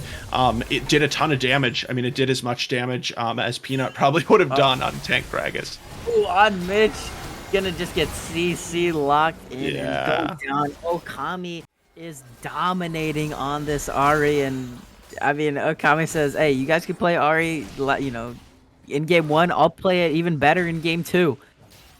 Yeah, I mean, and Whole Grain Man now has died twice in a row, but has had a much better game 2 than game 1, but it's not enough, and it in that it has not affected Okami's ability to have a good game. You know, 6-0-1 on the Ahri, and as I mentioned in the Champion Select, you know, with the choice to ban, I mean, I don't think they didn't end up, did they? They didn't end up banning it. But, you know, what do you ban against Okami is sort of the issue. Kaisa in the first game is a strong pick, but what does it bring that's unique? Not really much, I don't think, other than damage, and that's just the way that Goldfish likes to play the game. They leave priority for their mid laner in terms of allowing him to really just do whatever he wants. Charizard is gonna get found out by lights here, but there's no threat really. The Nautilus damage into Jarvan is not that much, but the dragon is spawning in. Hook's gonna land. Charm goes a little bit wide, but hits surprise behind him. Dragon spawning in 10 seconds. The mountain, it will be. And a lot of these members are already down. Spirit Rush and the Charm combination goes wide as the TP now comes in from Peanut. We have a 5v5 in the bottom lane as Charizard is getting Charizard getting aggressed on. Has to flag and drag out. Nice usage of the satchel, but Dirt throwing the boomerangs isn't enough. Cataclysm comes through as Charizard lives for the time being, but will go down. On the other side of the fight, though, why are we looking at this? Nothing's happening. Okay, now here we go. Peanut going out to Huff Zone. Cask is going to push him back in. Holgrain Man diving in, but a lot of damage comes through. They're flashing back. Depth Charge going to knock him up on the other side of the fight. Peanut's going to take down Huff Zone, and it is another destructive fight in favor of Goldfish Gaming. They have the Herald. Dirt's the only member, Odd Mitch is the only member standing, and they're going to just be shoving down mid lane. 5 members strong as Goldfish look to gain even more in this game. Yeah, and looking at the replay here, Chains, as the Rift Herald is going to be dropped for Goldfish, it's just really strong planning from this Goldfish Gaming team fighting. You said, why are we looking at this side of the fight? And I totally agreed, but then we see Peanut using the cask on Huff Zone, separating that set, which they know is probably the strongest member right now for PGO from the team fight, and then they dive into the rest of the backline that has no protection or peel from that set anymore and just take everything they want. So PGO is going to try to look to contest this again. Peanut and Holgrain Man going at it. Peanut's tanking for the time being, but Goldfish has to get out of here. The dragon will come down as surprise going in. Haymaker over the top as Stand United, or Heroes Ender's not going to find anything. Light Genesis is going to go down, but Charizard should likely go down as well here. Mossy in the middle of the whole team, but look at the rest of the boys are coming back. A double kill for Mossy as he has healed so much. Odd Mitch is going to go down, and another 5-member ace for Goldfish Gaming, only losing Lights Genesis in the process there. They're going to be, they're just going to reset actually because they've won 2 team fights without backing. Yeah, and Mossy just refuses to die in this series. Has been just so slippery on this Wukong pick. Looking at the replay here, once again, Goldfish just squeezing water from stones in these situations. You see Mossy stuck in the back of the dragon pit, looks like he's dead to rights, but is able to use the invisibility to buy time. And then the way that Goldfish moves around these team fights and kind of reforms their front line is really impressive to watch. And they are just putting on an absolute clinic again in this game 2 against PGO. It is a little bit closer. Early game was certainly a little bit closer, but now they are running away with it here. Over 8K, looks like about 8.5K gold in the lead, and Goldfish Gaming looking to put themselves up 2-0 as we have hit the 20-minute mark, and so the Baron has spawned onto the Rift, and I'm interested to see just how quick Goldfish will try to start a fight around this objective. Yeah, and last game ended in just under 23 minutes and 30 seconds. We'll see if this one has that same sort of line as they are looking in. Flash Hook's going to find the mark onto Odd Mitch as the depth charge comes through, and he's just going to go down. Okami goes godlike in the back lines as Dirt will fall to Huff Zone as that's a big shutdown going through to the set. They're aggressing onto Huff Zone now as he's the only member in the middle of 4 as Mossy goes godlike, and it's 3 for 1 so far. Look at Okami with the charm, gonna find surprise. It's 4 for 1. Holgrain Man, the last member standing as they want this ace again. The orb from Ari is gonna find it. Okami with the double kill and the ace, and they're gonna be pushing mid to try and get at least an inhib. Yeah, and they, it's so funny that we see some pings, onto the Baron from Mossy, but Okami and Peanut say not today. They continue running down the remaining members of PGO. They want to get some revenge for their buddy Dirt, who was the one killed off in that fight. So really, Fun to see that aggression, and it did pay off. It did work out. It was not an overdive from Okami, who's just been relentlessly continuing his assault on this Thursday conference, and PGO has been no exception in this game. So honestly, I think the Baron being up, even though Goldfish on the back end of that, not able to get much, so, you know, you kind of do question, I guess, in that regard, where the kill's worth. But honestly, with the level of control over the game right now Goldfish has, they're just going to continue to use this Baron as a pawn in their overall strategy of just baiting Goldfish or baiting PGO, sorry, into fights that they can never win. Absolutely, and you know, I do want to just mention, Whole Grain Man was at one point in this game 3-1. Yep. Has died 5 straight times without picking up a kill, and you know, as LeBlanc, that's never what you want to see. Going on to Hearthstone now, as they are spinning Haymaker. There's just 4 members here, and yeah, I think we're starting to see a little bit of tilt come through now. Yep. From Hearthstone and PGO. Yeah, I mean, it's not the worst death in the world, although the Baron is now going to be started up from Goldfish.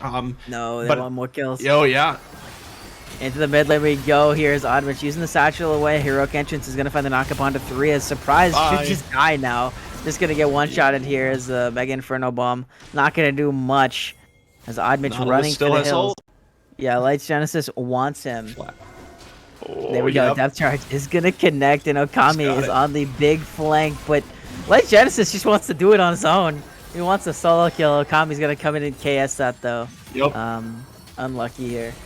Yes. It should be mentioned that Okami also takes a larger percentage of the gold than any other player in the, I believe in the league, actually, when I was looking through the stats. So, you know, that was an illustration of that there. But Charizard's in trouble. Yeah, Charizard is just going to fall as well here. And Goldfish is just doing whatever they want at this point. Surprise is going to go down probably as well. Oh, wow. Charm went a little bit wide, but nonetheless, 1 HP should go down there.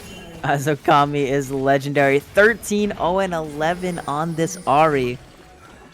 The inhib mid lane has fallen. The dragon is the next target for Goldfish. Dragon is going to be the next target. It's going to put them on soul point, but honestly, they're not really even going to want to wait that long before ending the game, potentially. So they are just going to take it as a formality, put more pressure on PGO, do pick up some more stats as a result of it as well. But it looks like they're maybe going to even be looking one step forward as while Moss finishes the dragon, they're going to start setting up for this Baron. Yeah, and I mean, you know, it is a little bit unfortunate because Goldfish is not going to be breaking their time record from game 1. Sad. Yeah, but I think, in all honesty, I think they're trying to draw this game out just to rub it in even more. But that's what my thinking is, but I could be wrong here. Yeah, I mean, I think that it could be that. I also think that they're playing things pretty, yes, they've been aggressive with their engages, but in general, I feel like they're playing things by the books as far as they don't want to overforce something, allow PGO to gain some momentum and find a way back into this game. For everybody who was watching last night, game 2 of Dorado versus GNX, you know, we saw Dorado do something similar where they were really far ahead, but then took a couple of poor fights in a row, and all of a sudden, especially with these objective bounties being activated, the enemy team can get into a good spot pretty quickly. So they're really just not trying to coin flip, but instead just start these fights, get these picks. Hearthstone going to use the showstopper. Haymaker's going to get a big shield, but I mean, there's still 3 members. Oh, surprise with the hand delivery. And going to be another kill. Should be just gifted over there as the surprise is going to fall. A double kill for Mossy as Charizard is the next target. As he has to EQ out, but a beautiful cast from Peanut. Hand delivers Oddmitch to the rest of the team. Charizard is going to go down as Okami goes golden. Peanut's going to take the tower, but he has no problems with that at all as the rest of Goldfish turn their sights onto mid lane. They have the super wave. They're going to be going onto these Nexus towers. Whole Grain Man cannot do anything but watch as Goldfish Gaming is going to take game 2. And just as commanding... Oh, no, Dirt getting taken into the fountain. But they're going to take game 2 in just as commanding fashion as game number 1. Will they, though? Will they, though? Oh, okay. Yeah, they do.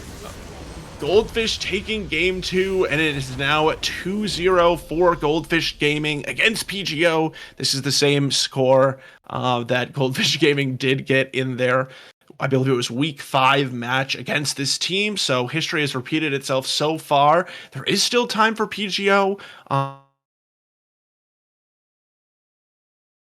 no.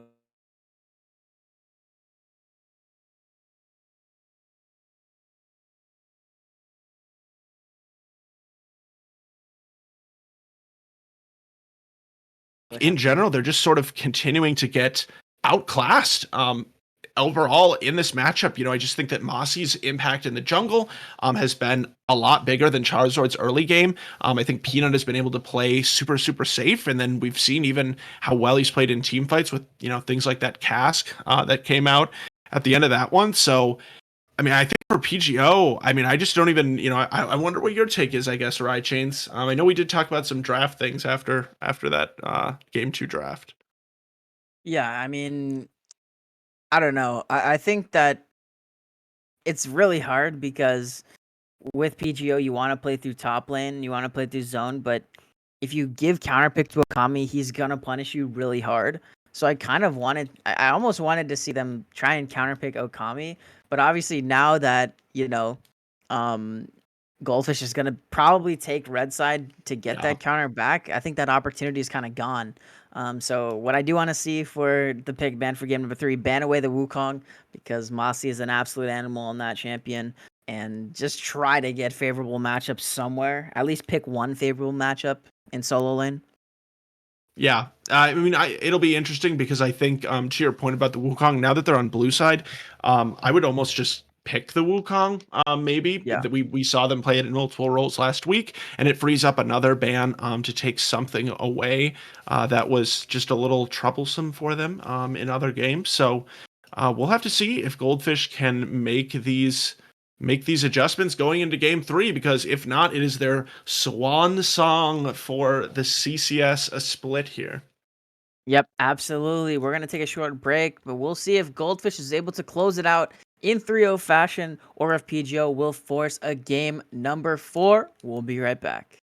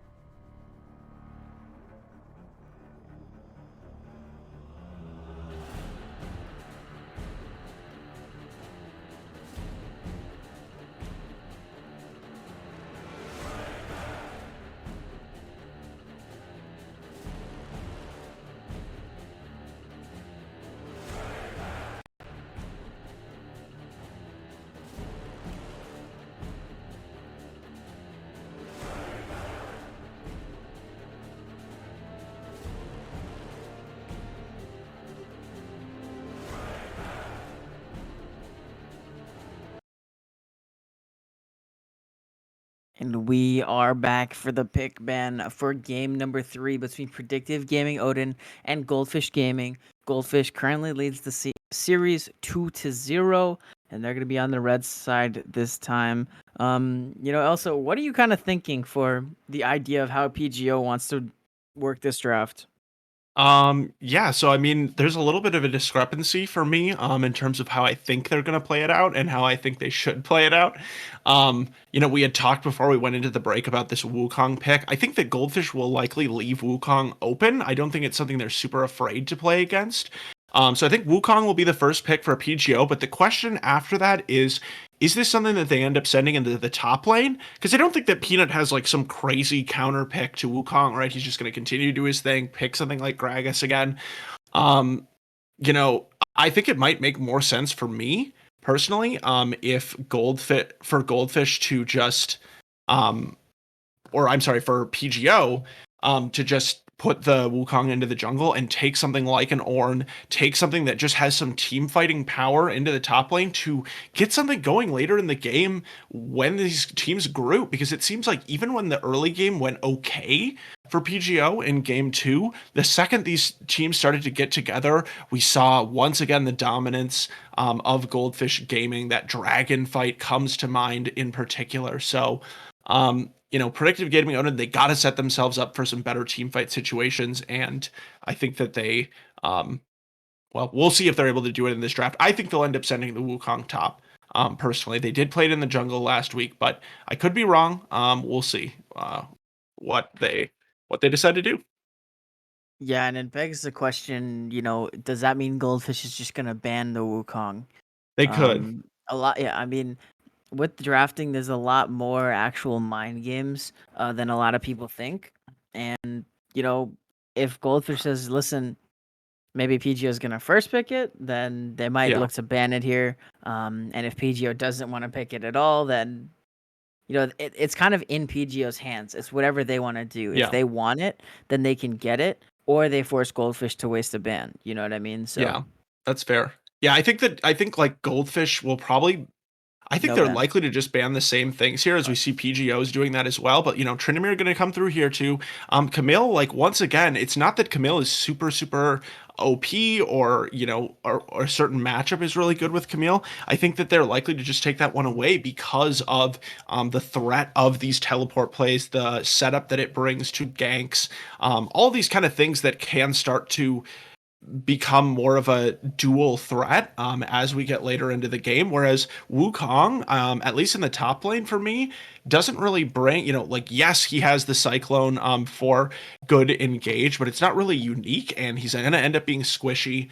I just don't feel like Goldfish is particularly that concerned about it, but you never know. And this is actually an interesting adaptation that we're seeing hovered here from PGO that I would like. They Whoa. take away the Nautilus, so finally denying those two core comfort picks away from Light's Genesis. So Wukong being hovered though, so Rychains, you could definitely be right. If Wukong is locked in, I could see it being a first pick Camille coming through. Maybe they save it because I don't think Goldfish will take it away, but that's going to make the draft a little bit more interesting here, as we can see what Pregio might opt to select first. Ashe has been a first pick for them in the past, was hovered at least during game 1. I think that would be a strong option for them. It does allow them to punish the roaming from Light's Genesis a little bit more, but we'll see what they decide to choose. Either way, Goldfish is going to go Alistar, I feel like, or Rakan maybe on the next rotation, as well as maybe just their bot laner as well. But it's going to be the Ari again. Yeah, definitely an interesting Ari first pick here. It didn't look too good in game number 1 for No. Holgren Man. My question is, do we think, and I'm looking at the op.gg right now, do we think that Peanut has the Jax in the pocket? That's my question, because if he does, okay, well, I'm looking at it right now. He's got 100% win rate on Jax in solo queue in 1 game. So he does have it in the pocket there. But Jax is the main counter to Camille. And I think that with that being up, it kind of leaves PGO like they're scared to want to pick the Camille just because it's That's fair. it's bad. Additionally, I mean, I don't see why you can't just pick Vigar here. Because R is already locked in, give it to Okami. I guess maybe Okami wants something that's a little bit more proactive than that, but Yeah. Nonetheless, the bot lane locked in for Goldfish. Kind of what we expected here with the Ziggs and the Alistar. And something that's interesting about Goldfish's drafting in regards to counterpicking for Okami is that I think that even with the Ari first pick, as Camille does get locked in there, we know that it's going to be mid lane, but Okami really likes to see the whole team comp on red side before selecting. It doesn't really matter because there's no point in taking picks away from him. He will always find something that fits the piece to the puzzle that Goldfish need. So they're going to continue to do that in this game. Poppy being hovered here would be kind of that classic Peanut answer to the Camille, steadfast presence. Has a huge impact, obviously, on the hook shot, which is the major sort of central ability here for Camille. So forgot. will get some comfort into the top lane. I think this is definitely a matchup that Camille hard outscales, but as we saw in these first two games, doesn't matter if Goldfish is 10k up at 20 minutes into the game. Yeah, and I totally forgot about Poppy for some reason. I wasn't even thinking. I was thinking more of the Jax, but yeah, I mean, Peanut, definitely the Poppy pick is looking good for him there. A pretty hard matchup for Camille to play in lane and very easy for Poppy to actually punish. So Yeah. definitely like this pick a lot here. And it does lead me to believe that, the mid and the jungle for Goldfish are going to be some high damage heavy hitters. Yeah, it's in the Kaisa ban coming through. I think I would like to see Predictive targeting more jungler focused bans here. Just maybe taking away a few more power picks from Moss in the jungle, but instead they are going to go with Kaisa. We'll see what they decide to ban second here. Please don't let it be Vladimir. Dear God, don't let it be Vladimir. Teams keep banning that against Okami, even though he has a 45% win rate. But it will be the Kindred, which is a pocket pick for Moss. And it Not would be Vladimir. interesting to see them save jungle for last year. I mean, really, there's no, I was just saying he wants to see the whole team, but there's no reason why not. Because it would prevent a Yep. blind pick having to come through from Goldfish. So Yep. Yone is something we saw from Okami in the match against Horizon, and he had a really strong carry performance on this champion. So is really, really strong on that. I feel like lane into the Ari is probably fine. And so it is going to be that one selected. I think one big thing for the Yone is it gives Goldfish the ability to match Camille in these side lanes with somebody. So Pantheon being locked in here, probably for the support role, most likely. Don't really know where else it could be. And then Sejuani, the last selection from Charizard. So he was really strong on that last week. Definitely provides a lot of utility to the team.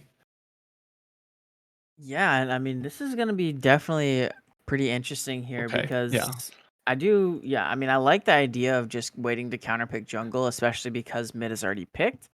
Sejuani is the pick for PGO. We'll see what Goldfish opts to go for here, and it's going to be Kane. So Yep. this will be very, very interesting here. I'm wondering whether we're going to see a blue Kane or a red Kane.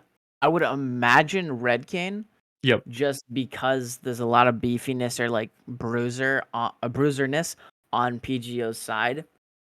I mean, but even then, you can go blue Kane and just try to assassinate backline because you do have the Poppy and the Alistar already who can frontline. Yeah, you do. And I think something that is interesting to point out is when you're with saving this counter pick for jungle, I like the Sejuani pick in that, to be completely honest, I don't think we've seen, I haven't been super impressed with Charizard so far this series. So I think putting him on something that just has that CC to contribute no matter what, with the ultimate as well as Sejuani's E is great, but also Sejuani is a fairly punishable pick in the early game. Not necessarily like going into her jungler and killing her, but just a little bit of a slower clear for this champion. So giving Moss the ability to pick whatever he wants into a jungle choice that's not necessarily super good at protecting its own resources early might be a little bit of a mistake. Once again, just Goldfish showing their ability to adapt within their formula in these drafts continues to impress me. They just they always get what they want. Alistar, is a little bit of a switch up from Nautilus and Thresh, but really at the end of the day, it's just the headbutt pulverized combo versus the hook, and I anticipate Lights Genesis will play a really similar style to what we normally see. Yeah, and so just looking at this, right, we have Ezreal Pantheon bottom lane for PGO. And as far as I'm aware, Alistar is pretty good into Pantheon just because if he goes in, you can just knock him away, right? And I mean, Yep. there's not much of a threat follow up after Pantheon jumps on you. You can just head him away, and your 80, your whoever Pantheon targeted is chilling. So Yeah. definitely, I mean, again, the bot lane for Goldfish looks pretty good. The Pantheon pick is a little bit strange to me, just for PGO, but maybe they know something that I don't in this situation. However, again, they kind of go for this pick composition with the Sejuani, with the Pantheon, and the Ahri, and then Camille. And we didn't see the pick composition work too well in game one, so we'll see if they're able to adapt and have more success with it in this game. Yeah, and I mean, I agree with you that kind of in the 2v2 situation, the Pantheon doesn't make sense. I think as illogical as this might seem on the outset, I feel like PGO, okay, so this is something that I didn't mention. They're probably going to trade. But I'll wrap up my point. I think that PGO probably wants to play this Pantheon just away from the Alistar. I think the point of the Pantheon is to either force the engage onto Ziggs, who is a lot more vulnerable when and if Lights Genesis does choose to roam, and also Pantheon does a really nice job of matching the enemy support's roam. Now, with that being said, Whole Grain Man is a huge Pantheon player. Pantheon did recently receive some minor buffs.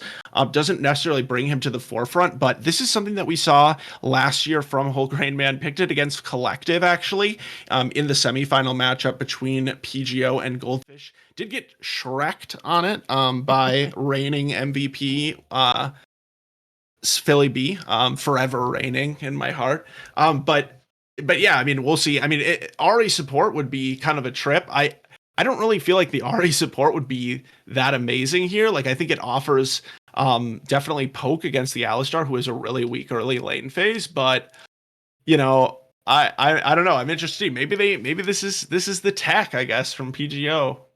I mean, this actually could be the tech. I don't know for sure. I there's no way, right? But it could be. There's no way, but yeah, they there's have also until a 20 way. seconds. So they have until 20 seconds to trade.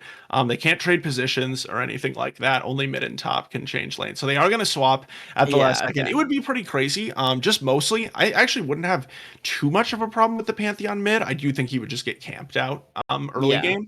But overall, my bigger issue would have definitely been with the Ahri, who does not scale in the support role. So a little bit of it, just bringing us a little excitement is PGO, which we appreciate that, throwing a little bit of a wrench in it. But as we go into this last spectator delay, I'm interested to see what's going to happen and if PGO can continue to keep themselves alive between the Pantheon, the Ahri, Camille, and the Sejuani. They have drafted themselves a really nice pick composition. Ezreal also able to keep himself safe on the back line. So if they can execute that and get themselves ahead in the early game, they might be able to keep themselves going in this CCS playoffs. Yeah, this is the big game, for PGO at this This point. is it. It becomes best of ones. You got to win three best of ones. So Yep. we're going to take a short break, but we'll be right back to see if Goldfish Gaming can complete the 3-0 sweep or if PGO can push it to a game 4 and keep their playoff hopes alive. Don't go anywhere because we'll be right back. Everybody panic! Hold on! I'm about to say something really cool. 3, 41, 9, and lift off! No one dies screaming without me. I feel like I forgot to shoot something. You're starting to bore me. She's such a loser, always ready to cry. Da-da-da-da. Aw, come on. What's the worst that could happen?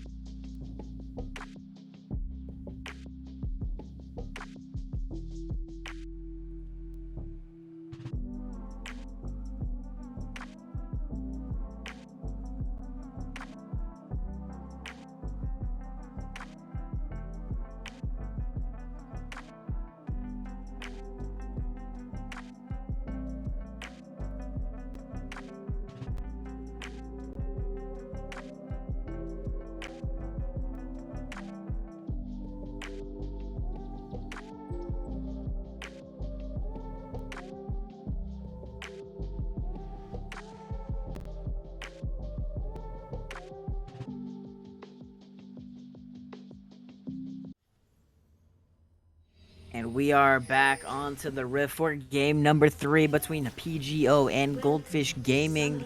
Before I go into the teams here, we got PGO looking for a little 5-man. Let's see if they can they get 4 into the bush here. They do have a little bit more CC than last game, so Lights Genesis could be in trouble, but he's gonna spot it out. And it looks like we'll just burn the flash preemptively to get out of that situation. So I think that's a smart idea there. You know, just not even wanting to mess around with it. Just burning the flash anyway. But for Goldfish on the red side, Peanut in the top lane on the Poppy, Mossy on Kane in the jungle, Okami on Yon in the mid lane, and then Dirt and Lights Genesis rounding it out with the Ziggs and the Alistar. Yeah, and PGO on the blue side this time as they invade into the other side of the jungle. They got Huff Zone in the top lane on Camille. They got Charizard in the jungle on Sejuani. Whole Grain Man with Ari in the mid lane. Odd Mitch with Ezreal. And finally, surprising us all with the Pantheon in the support role. And they don't end up getting anything off of the invade, but Lights Genesis losing the flash there. We'll be able to clear out this ward a little bit too late as the buff has already been started, but I will say Alistar, really weak in the early lane, as I had mentioned before, and not having that flash means that there is a pretty easy target there for Charizard for the next 5 minutes, should he decide to assist his bot lane out. Yeah, one of the things you hear is, Alistar is the worst level 1 champion in the game because all you have to do is just kite him out here and look at Huff Zone playing aggressive here onto Peanut, just trying to get some autos back and forth using the trading windows of Camille's Q cooldown very nicely, but Peanut able to trade it back. Actually, no, W cooldown rather, but yeah, for the time being, I don't expect too much to happen, for the first couple minutes. No, probably not. I mean, we did see a really measured early game in that last one, but for Huff Zone here, does finally find himself on this signature pick, and just how when we say we don't think there'll be action, it is Mossy running across mid, but doesn't look like anything is gonna come of it so far. Just kind of bailing Okami out in this early melee rearranged matchup.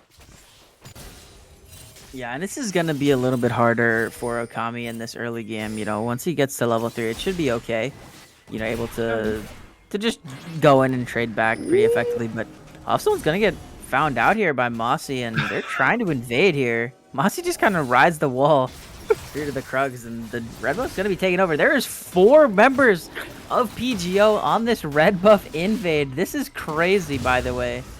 Yeah, a lot of resources invested there. You know, this is one of the benefits of Ezreal, especially into, again, kind of a similar thing of the flip side last game where you can leave this Ezreal alone and Ziggs really doesn't have that much ability to punish, but now it's, speaking of punishing, Huff Zone. Ooh, nice job there as Huff Zone is in trouble. Surprises here, though, as it's a 2v2, but the levels advantage are in favor of Goldfish right now. Surprise has to be careful, though, as he's getting turned back, but now Charizard has joined the party. Not going to find the mark with that Q as the flash away from Mossy will keep him alive. But nonetheless, overall, Mossy has to burn that flash, and Surprise just burning the Ignite. So overall, summoner spell advantage for PGO after that play. It is, and Huff Zone still has the Ignite available. I do feel like that extended a little bit longer for Surprise on the roam there than it maybe needed to be. Mitch is now going to bleed a large amount of this CS, and we are already going to see a turret plate go over. So, yes, Dirt and Lights Genesis can't actually force a kill or anything of that nature, but they do find themselves a little bit of a CS advantage. Not huge, but also getting the plate as well. So, it is traded back and forth, and especially considering that no kills went over for PGO, I think that all in all, maybe a little bit of a win, at worst even, for Goldfish. Yeah, I want to mention, just point out here in this bottom lane that Surprise is an entire level down in XP, so losing a lot of XP there off of that roam, and this is a big wave that's crashing in to Huff Zone, but he's able to freeze it for now, and he's able to hold it. Okay, yeah, never mind. Yeah, I don't think it's just a few too many. He can't tank that many at this point in the game. But Mossy could be in trouble here. We'll see when the charm comes out from Whole Grain Man, but I think Mossy should be okay. Yeah, should just be fine there, and with that roam from the PGO mid laner, Okami can finally get the wave pushed in and reset. But someone was up 10 CS in the range versus melee matchup, so Surprise! Getting aggressed on as the flash comes through from Light. And Light Genesis might just be a little bit too far forward here as he is aggressed too far into 3 people and is going to give up first blood. Surprise, going to be getting the credit for that one. Yeah, and I mean, I just think that for Light's Genesis, after you force the flash from Pantheon, which is actually a really big cooldown because of Pantheon's ability to force engage with the flash up, I think you just take that for free, but instead does want to flash forward, continue the aggression. Team is just not able to follow, so not only does he lose that flash cooldown, but also losing his life. And it will be the first blood for PGO. So these small advantages, like I said, resulting from picks early in the game. I wouldn't really call that a pick necessarily, but this is the same idea of what PGO want to be doing here. Absolutely, yeah. And PGO, you know, getting their first early game advantage of this series, or at least, you know, Top lane. Yeah, first like normal advantage. But oh boy, 4-man dive into this top lane. Offzone knocked up. Light Genesis is going to be tanking and just perfectly executed there by Goldfish Gaming. And maybe a little bit overkill with, you know, sending 4 members up there. But nonetheless, it gets the job done. And with Huffstone having no TP, he's going to lose a lot of minions in this play. Yeah, it is going to be that huge wave that was built up by Peanut, again, just exhibiting that ability to manipulate these waves to his advantage. And once Zone, by the time Zone undoubtedly knew that the rest of Goldfish Gaming was coming up for him, there's nothing that he could do. But it will be Charizard trading the Dragon over on the other side. Whole Grain Man. Whole Grain Man looking into dirt here, and this is a 3v3 as Charizard is going to go in. Okami's going to find the knockups onto Charizard as the Fate Shield is going to connect onto him. One more auto should be enough to take him down with the E. No, it isn't, as he lives for now. Will be able to walk out with his life there, and for the time being, he'll sit at 1-1. And a surprise, now managing to have a level advantage here over the Alistar after he was super far behind. So both of these supports just playing such a heavy roam style so far, as Dirt and Oddmitch are just kind of trading blows on the bot side. But it looks like it is PGO being able to trade a turret plate for the one that was taken by Ziggs earlier as well. So pretty even all across the board. Is just a 300 gold lead at the end of the day for PGO, which pretty much is indicative of the first blood and I guess the Dragon maybe as well, but not much else separating these two teams. Definitely a much closer game, at least early here, than what we saw before. Although I guess game 2 was pretty close early as well. Yeah, definitely. And I mean, it is a good sign, you know, to see that PGO is in this game. You know, obviously the gold lead has gone back in favor of Goldfish Gaming here, about 700. And that's just due to the kind of passive gold incomes from and the farm advantages and plates advantages in the lanes. So, yep. Yeah, I mean, I just think like we've talked about earlier, as we do see Charizard, again, prioritizing these early objectives, which you brought out, Ride Chains, was something that PGO failed to do last week, and this week as well. So far, they get the early Dragon, now they're grabbing this Rift Herald too, so Charizard adjusting a little bit in that regard. And we also see kind of a lane swap coming out here, although it looks like Puff Zone will probably end up just going back top, but so a little bit more coming through for PGO with that. And yeah, I mean, we touched on how they really would like this state of the game where they're going at least even, or pretty much at least even, because later in the game we talked about earlier how Goldfish just tend to be able to outplay a lot of these situations. So when you give them a gold lead, you're really in a bad spot. But Okami, looking for it. Gonna find the knock up onto Whole Grain Man. Fate Seal is gonna go wide, but it will force out the Spirit Rush. So either way, ulti traded back and forth, but now Peanut could be in trouble. Steadfast Presence is gonna stop the hook shot, but Puffstone with the Hexic Ultimatum is gonna be able to take down Peanut, and I'm sure that feels good after what's happened this entire series. But now, surprise, getting aggressed on, as the rest of the squad has pulled up, and Mossy is gonna find the credit for that kill. Mossy grabbing the kill credit there will be nice. On his way to Red Kane, hitting those melee champions for sure. I think that's definitely what he would like to have come through here, but it has been the Rift Herald dropped as Dirt expended the teleport here. He knows that there's no ultimate available from Huffzone, so actually a pretty safe move. And although it will charge, that is not as much value as you would like to see them getting out of this Rift Herald that they took, especially given that Lights, Genesis, and Mossy were both on the opposite side of the map still.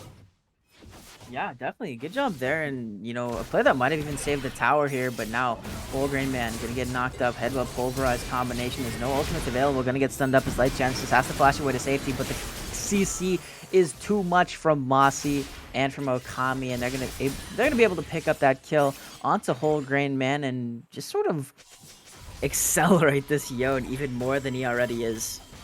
Yeah, and when we've looked at this mid lane, I feel like what I've seen a lot of the time is Okami getting a little bit poked out by Whole Grain Man on this Ahri, but now he checking in all of a sudden on the CS. It's a 30 CS advantage at 11 minutes for Yone, which is hugely significant, and Yone's never a champion that you would expect to excel in the early game. It's more of a scaling pick that, like I said, starts to go to the side lane later and match something like a Camille. So getting through the early game here for Okami is kind of the win condition. He did that very well, and just has posted some pretty impressive CS numbers there. Surprise is just gonna be surprised there. Not a good surprise either. Whoa, Huffzone is under the tower somehow, and we're still scrapping in the bottom lane as Odin is in trouble. Charizard is going to go in. Mossy has to burn the ultimate to stay alive as the Glacial Prison is not enough yet.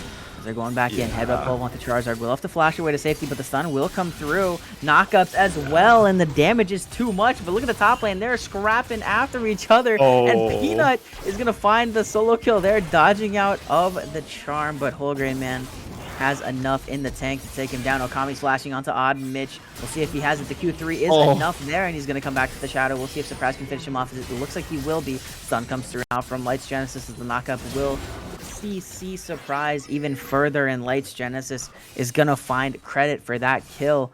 And just like that, Goldfish Gaming has the PGO kills doubled. Yeah, and trading back the shutdown is some nice gold into the pocket of PGO, but goes onto the Pantheon for Surprise. And even though Pantheon's probably not the worst support in particular for it to go on, it still is onto the support for that 600 gold shutdown there. So they do still trade it back, and it is just these still strong rotations and just really strong knowledge of their own limits for Goldfish, as we see Mossy once again defying death there, this time on the Kane. We saw him do it in the last 2 games on the Wukong as well, but on the other side, Charizard just not understanding limits nearly as well, going too far forward, and does end up getting taken down by this bottom side from this bottom side from Goldfish Gaming. Just looking at this top lane, distracted by this top lane trading. Yeah, and I mean, Peanut able to actually find the solo kills is pretty crazy for him. Oh, Oddmitch is in trouble here. Fatefield is going to go a bit wide, and there's not enough damage from Okami to take him out under the tower. We'll have to go back to that shadow, but Fierce Up Barrage at least will proc that Immortal Shield though, so... Yeah, and at the very least, Okami does force Oddmitch to play back. You can see that he's not feeling confident enough to step up in lane, not knowing where some of the members of Goldfish are. So it does really just deny this Ezreal, even though there's no kill coming through from Okami, who does himself feel comfortable to step back up into this lane and maybe split push down this turret here. But Charizard's looking for a fight on Mossy. Yeah, and the ultimate from Sejuani goes a bit wide, but Lights Genesis is probably going to go down here. Mossy going in 1v3, and we'll buy some time here as the bomb comes through. But I think this should be enough here. The stun's going to come through, as well as the hookshot connecting, and the perfect series is gone for Mossy, as now Peanut has to run for the hills. Odd Mitch, there's 5 people top. What in the world? As PGO is angry. They want to make sure that these two are dying, and they're going to be losing a lot on the other side of the map. And even though Charizard smithies the Sejuani out there at the beginning, it is okay because they're doing what they should have been doing all series long, which is rotating around the team in numbers as a squad. That is what is going to win them this game, as we do see the teleport coming through from Huffzone, trying to prevent that turret from going down there. So PGO definitely doing what they should to keep themselves in this game, as they are within 1k of their opponents in Goldfish, but Goldfish again trading it back on the other side with some turret kills. And the question becomes, is it enough for PGO? You know, 15 minutes in, they've managed to stay even. Can they translate that actually into a win? Because it seems like a daunting task. We have seen Goldfish lose games. They did lose one of their, in their matches against TDR and Horizon, they lost a single game in each of those. So it's not like they're unbeatable, but they just have looked really dominant, especially as the game progresses in this series. Yeah, absolutely. Whole Grain Man and Surprise. Trying to find this little cheeky bush play there, but not going to find anything. And for the time being, the gold lead is 1.2k actually, in favor of Goldfish Gaming. They do have, the Dragons are evened up here. But they have secured both Rift Heralds, for PGO, has secured both Rift Heralds, and that's something that we haven't seen at all, you know what I mean? We haven't seen much neutral objective control from PGO in this series or in the series last week, so, definitely a good sign to see that they're picking up some of these Heralds and even an early Dragon in this game.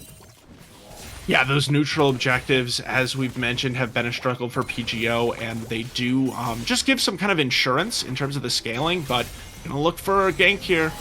Oh, here we go as they are coming in, but look at the numbers. Oh. They come so quickly here for Goldfish. Surprise is now the target, but a two-man knockup again is huge from the entire Goldfish squad. Teleport from Peanut coming in as well, and Oddmitch has to run now for the hills. The Ignite ticking down as Dirt flashes forward, and Lights Genesis with that Ignite secures the kill. 3 more dead for PGO, and Goldfish is extending this gold lead. Yeah, Goldfish just playing the rotation really well there, even though PGO had multiple members rotating earlier. As we see the teleport coming in to save the minion from Dirt, they're going to grab an inhibitor here, and there with the macro there, Whole Grain Man is just stuck into this top lane right now. Clearing out the wave is Ari not going to have any way to answer that, whereas Peanut did have the teleport, was able to expend that one. And so that is just kind of Goldfish playing out the map in a smart and intelligent way, knowing that they can pull off that play and kind of have the backup as well. So inhibitor going down into the bot lane at 18 minutes. So very, very early. And they are going to camp out this brush.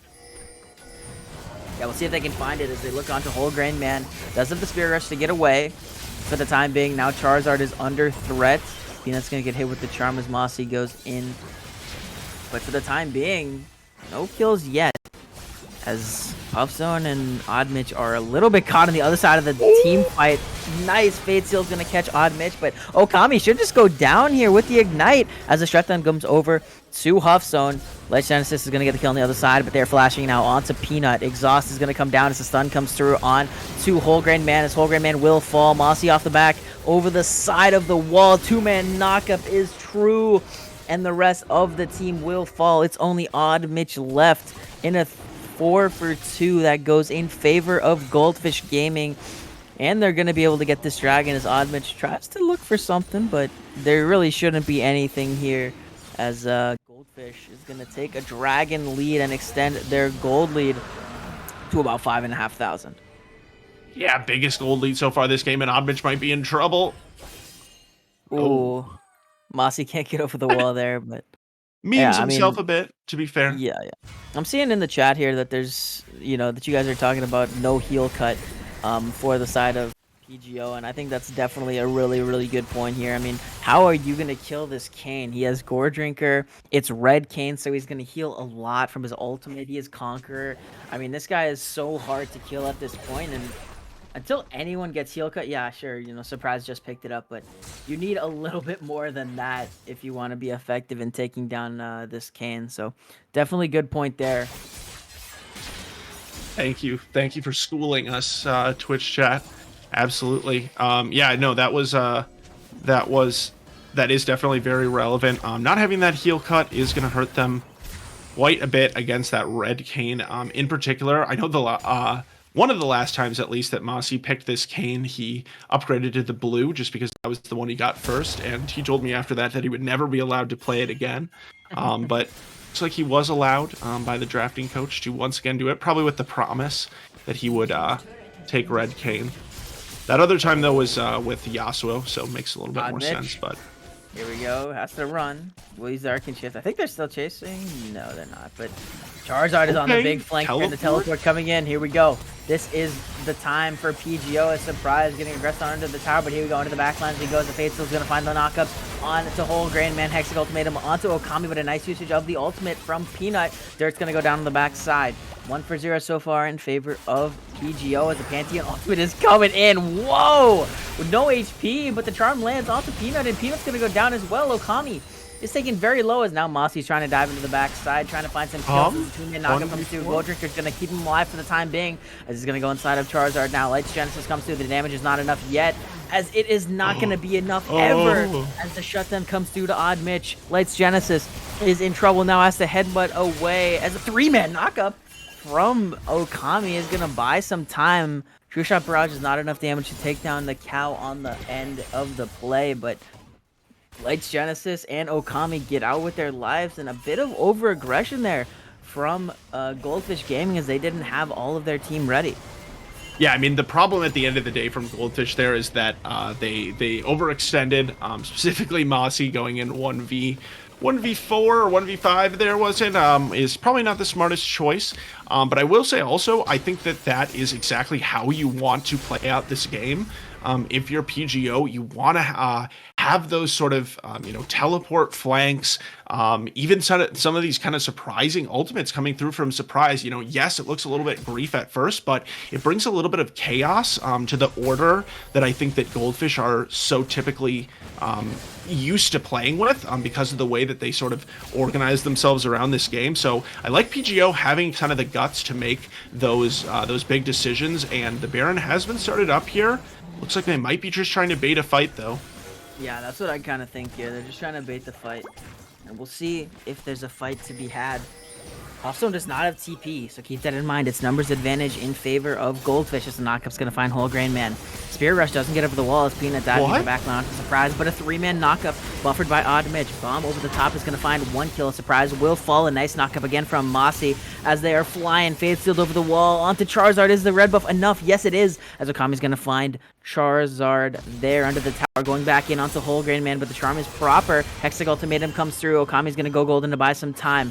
Hearthstone is not going to find the damage yet, but a beautiful escape there, going back to that shadow, waiting out the Hexic Ultimatum, and Okami will live. Peanut's going to go down, I believe, potentially, maybe, no, as the flash over the wall is enough to keep the Poppy alive, and Goldfish are playing on a knife's edge right now. They are, and Okami, not only does he survive, but he gets the last hit onto Whole Grain Man as well, so just surgical in execution here from Goldfish in these team fights, and they are really pushing the limits of what they can do on these champions. And Peanut probably should have ended up going down there, but ends up coming out alive in the end. And I just want to say, I don't know if it was one or two Spirit Rushes from Whole Grain Man that didn't make it over the wall there. It might have been two. He just face planted into the wall. Yeah, the first one definitely didn't make it. I feel like he did it. I feel like he used it again before he eventually finally got over. So a little bit unfortunate with that pesky wall there. So it will be the third dragon. Once again, soul point here for the Ocean Soul. Charizard's in trouble. In the middle of five people as Dirt has to flash away. Surprise looking for him as the bomb over the top. Fate Sealed is huge in the back line. This Hearthstone's going to go down. Peanut is fighting over Surprise, going to flash up the wall, but it's not enough as now Charizard headbutted into the team. It is 3-for-0 as Mossy running for the hills, but Oddmitch is going to find him on the backside with that E forward. Does Goldfish want to chase more or just secure the dragon? It looks like the dragon for now as Dirt is pushing into this bottom lane.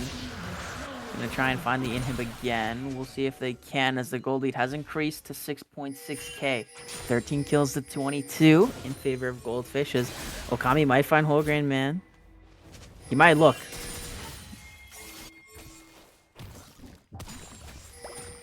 Yeah, Dirt is just meanwhile, Dirt in the bottom lane just pushing in on the inhibitor, isn't quite going to grab it, but now does have the team for backup.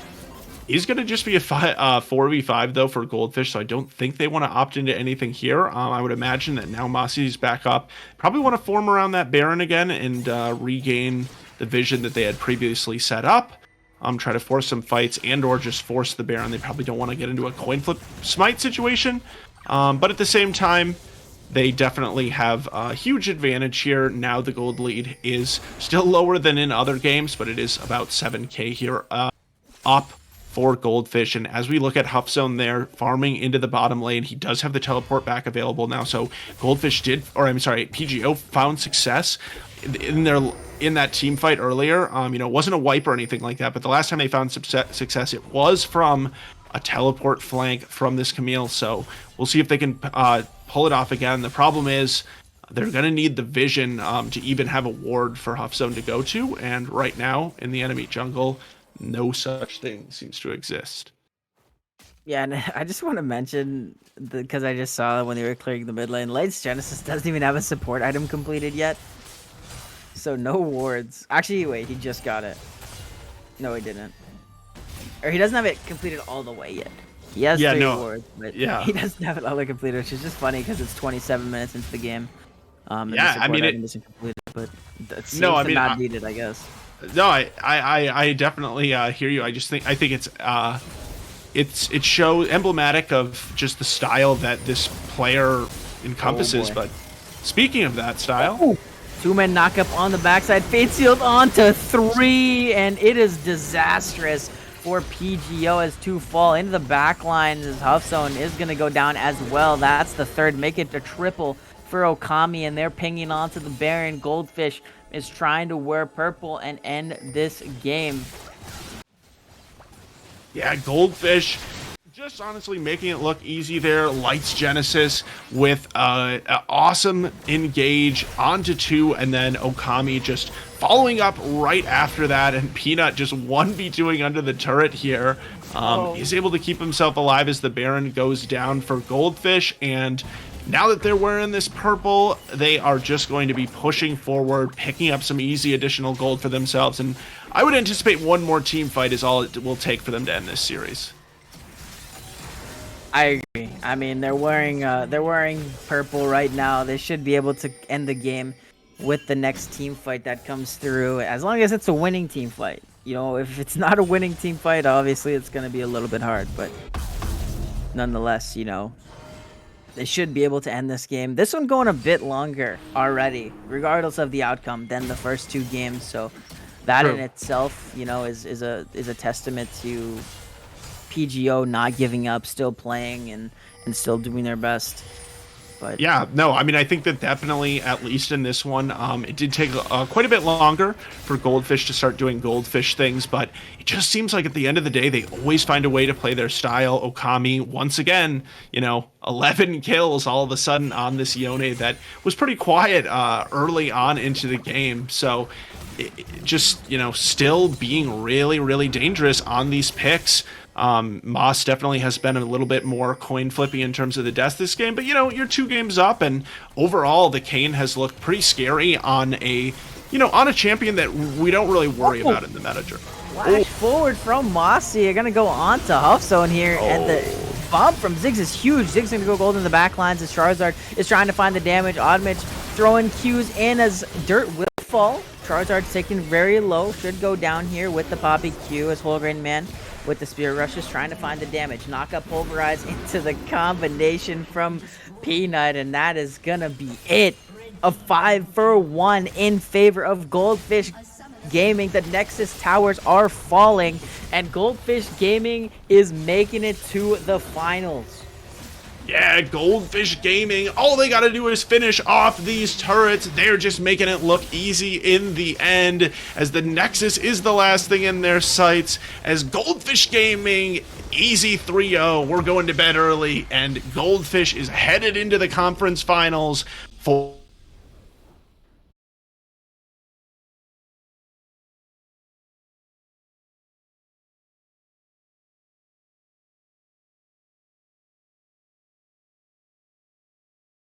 score, but it's I against didn't get to Shadows see or what happened.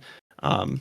Yeah, I'm excited to see if anyone can actually sort of challenge them, because this was really, it was a fun series to watch, but at the end of the day, it kind of looked like Goldfish just toying with their food.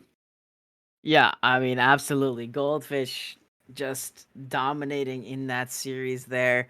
And the fact that there was so much trash talk in this entire series has just, it added to the culmination of this win. And I know it feels very, very good for them. And they're feeling very, very happy here. And, Goldfish has a date with Horizon next week for the finals. So definitely looking forward to that one, as we know that's going to be a banger. Yeah, we do see that it is going to be Horizon, so I don't think that there could really be anything more hype than the matchup between Horizon Gaming and Goldfish. It's, in my opinion, probably the most hype that we've seen so far this split. Had the pleasure of casting that one earlier. Sorry. There we go. I had the pleasure of casting that one earlier with Redacted, so I'll be excited to see that one again next week. And we are going to have a little bit of an interview here. And normally it's always the post-game player interview, but this time we have a little bit of a switch up for you.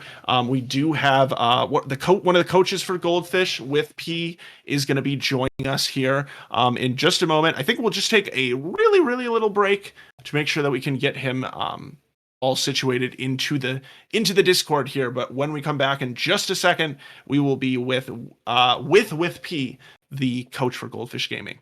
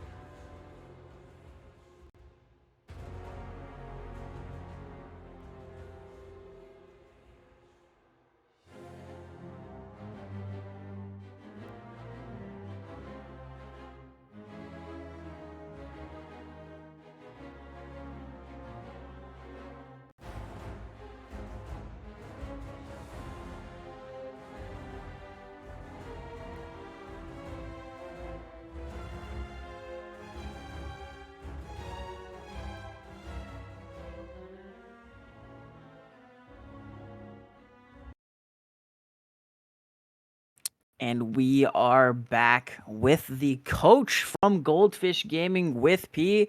Congratulations on the win, first of all. Thank you. Yeah, it was fun. Definitely, definitely. So, first off, I just want to ask, how are your initial feelings about the team and how they played in this series? So obviously there was a lot of talk going into this because PGO liked talking and Goldfish liked talking.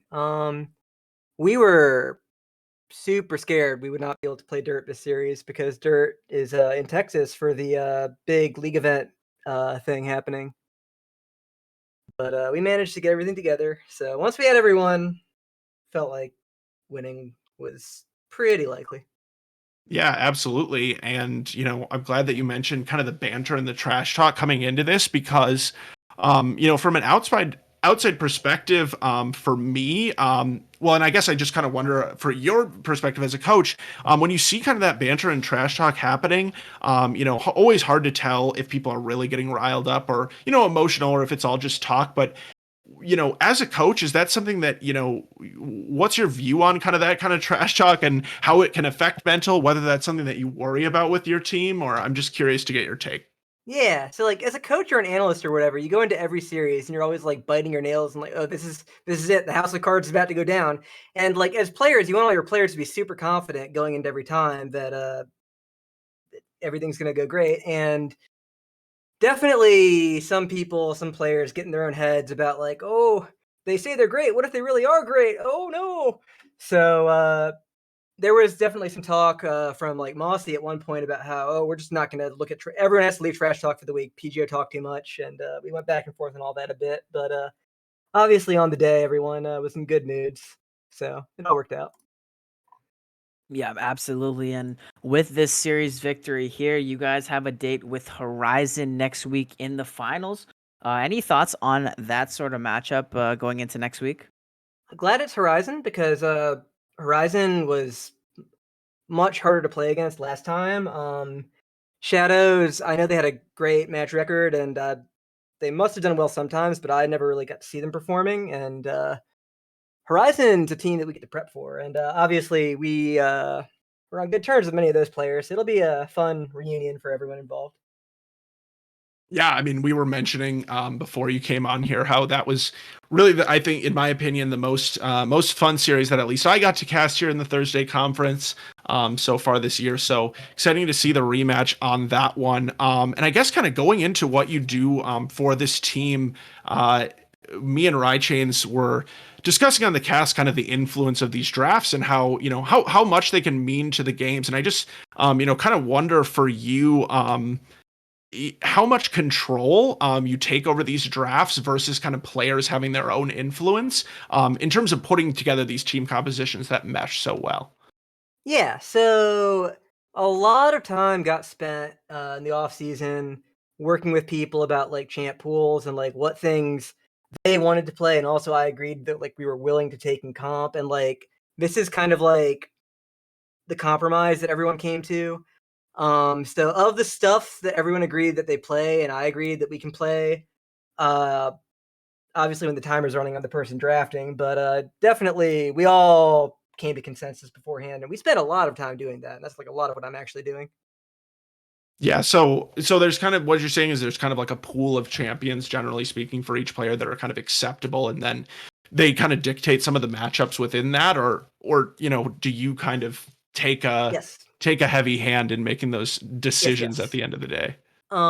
There's champion pools. This changes on patches and stuff, but like there's stuff that we agree fits how players play and is actually good right now, and that players know how to play. And in that area, everyone has their own pools, and unless we get ruined by Kaiser on Karma and we have to rethink pools, usually it's pretty solid. Yeah, yeah, for sure. Yeah, that's the one kryptonite, I guess. Thankfully, that there are bans available, so that's a helpful thing for Goldfish. But with P again, thank you for joining us. So we'll let you go in just a second here. I just have one more, question for you. We talk a lot about Okami and Moss just because of the flashy nature of the plays that they make, but also shining every single week are players like you mentioned, Dirt 212. Where would you be without him? Kind of. I'm wondering if you can talk a little bit about how these kind of role players function on your team, or how important they are to your team, as far as your AD support. Well, AD and top specifically, but even the support role as well. Absolutely. So it's funny because like Peanut and Dirt are actually fairly different players. Like Peanut, you talk to him and he'll say, "Oh, I have a somewhat broad pool," but like there's a huge class of champions that Peanut just will not play. They're good, they're bad, it doesn't matter. Will not play them. And so like the area that we agreed to him playing and the way that the team works around Peanut, as much as it's around Okami, is like to work with the strengths and the weaknesses of the playstyle that he wants. And Dirt is very different. Dirt will play literally anything. Obviously, Dirt's a Draven main. Dirt was a Karthus main for a while. I don't think we've played Karthus in CCS at No. all, to my recollection. I don't think But so. it could happen anytime. But like, Dirt's been playing for a very long time. Dirt plays whatever he wants to, and that Dirt, I was saying to the guy I was watching with, Dirt is like the easiest player in the world to draft for because he remembers the pool of champions that you want. You say, oh, they're on Ziggs. What is this good? And he'll say, nah, how about this one? And it's actually one that I'm real willing to draft. It's like immediate. And so many other people, it's so hard to do that with the timer running. Yeah, it's definitely unique, and I think it definitely stands out in the way that the team comps function. So, once again, congratulations with P on the victory there for your team, and we're gonna let you get back to them. But Yeah, Chains, if you want to send us out. Yeah, absolutely. So that's going to do it for us here on the CCS. Goldfish Gaming taking it in 3-0 fashion. Thank you guys all for watching. Next week, we got the finals. Goldfish Gaming taking on Horizon. So you're not going to want to miss it. Have a good weekend. We'll see you guys next week for the finals.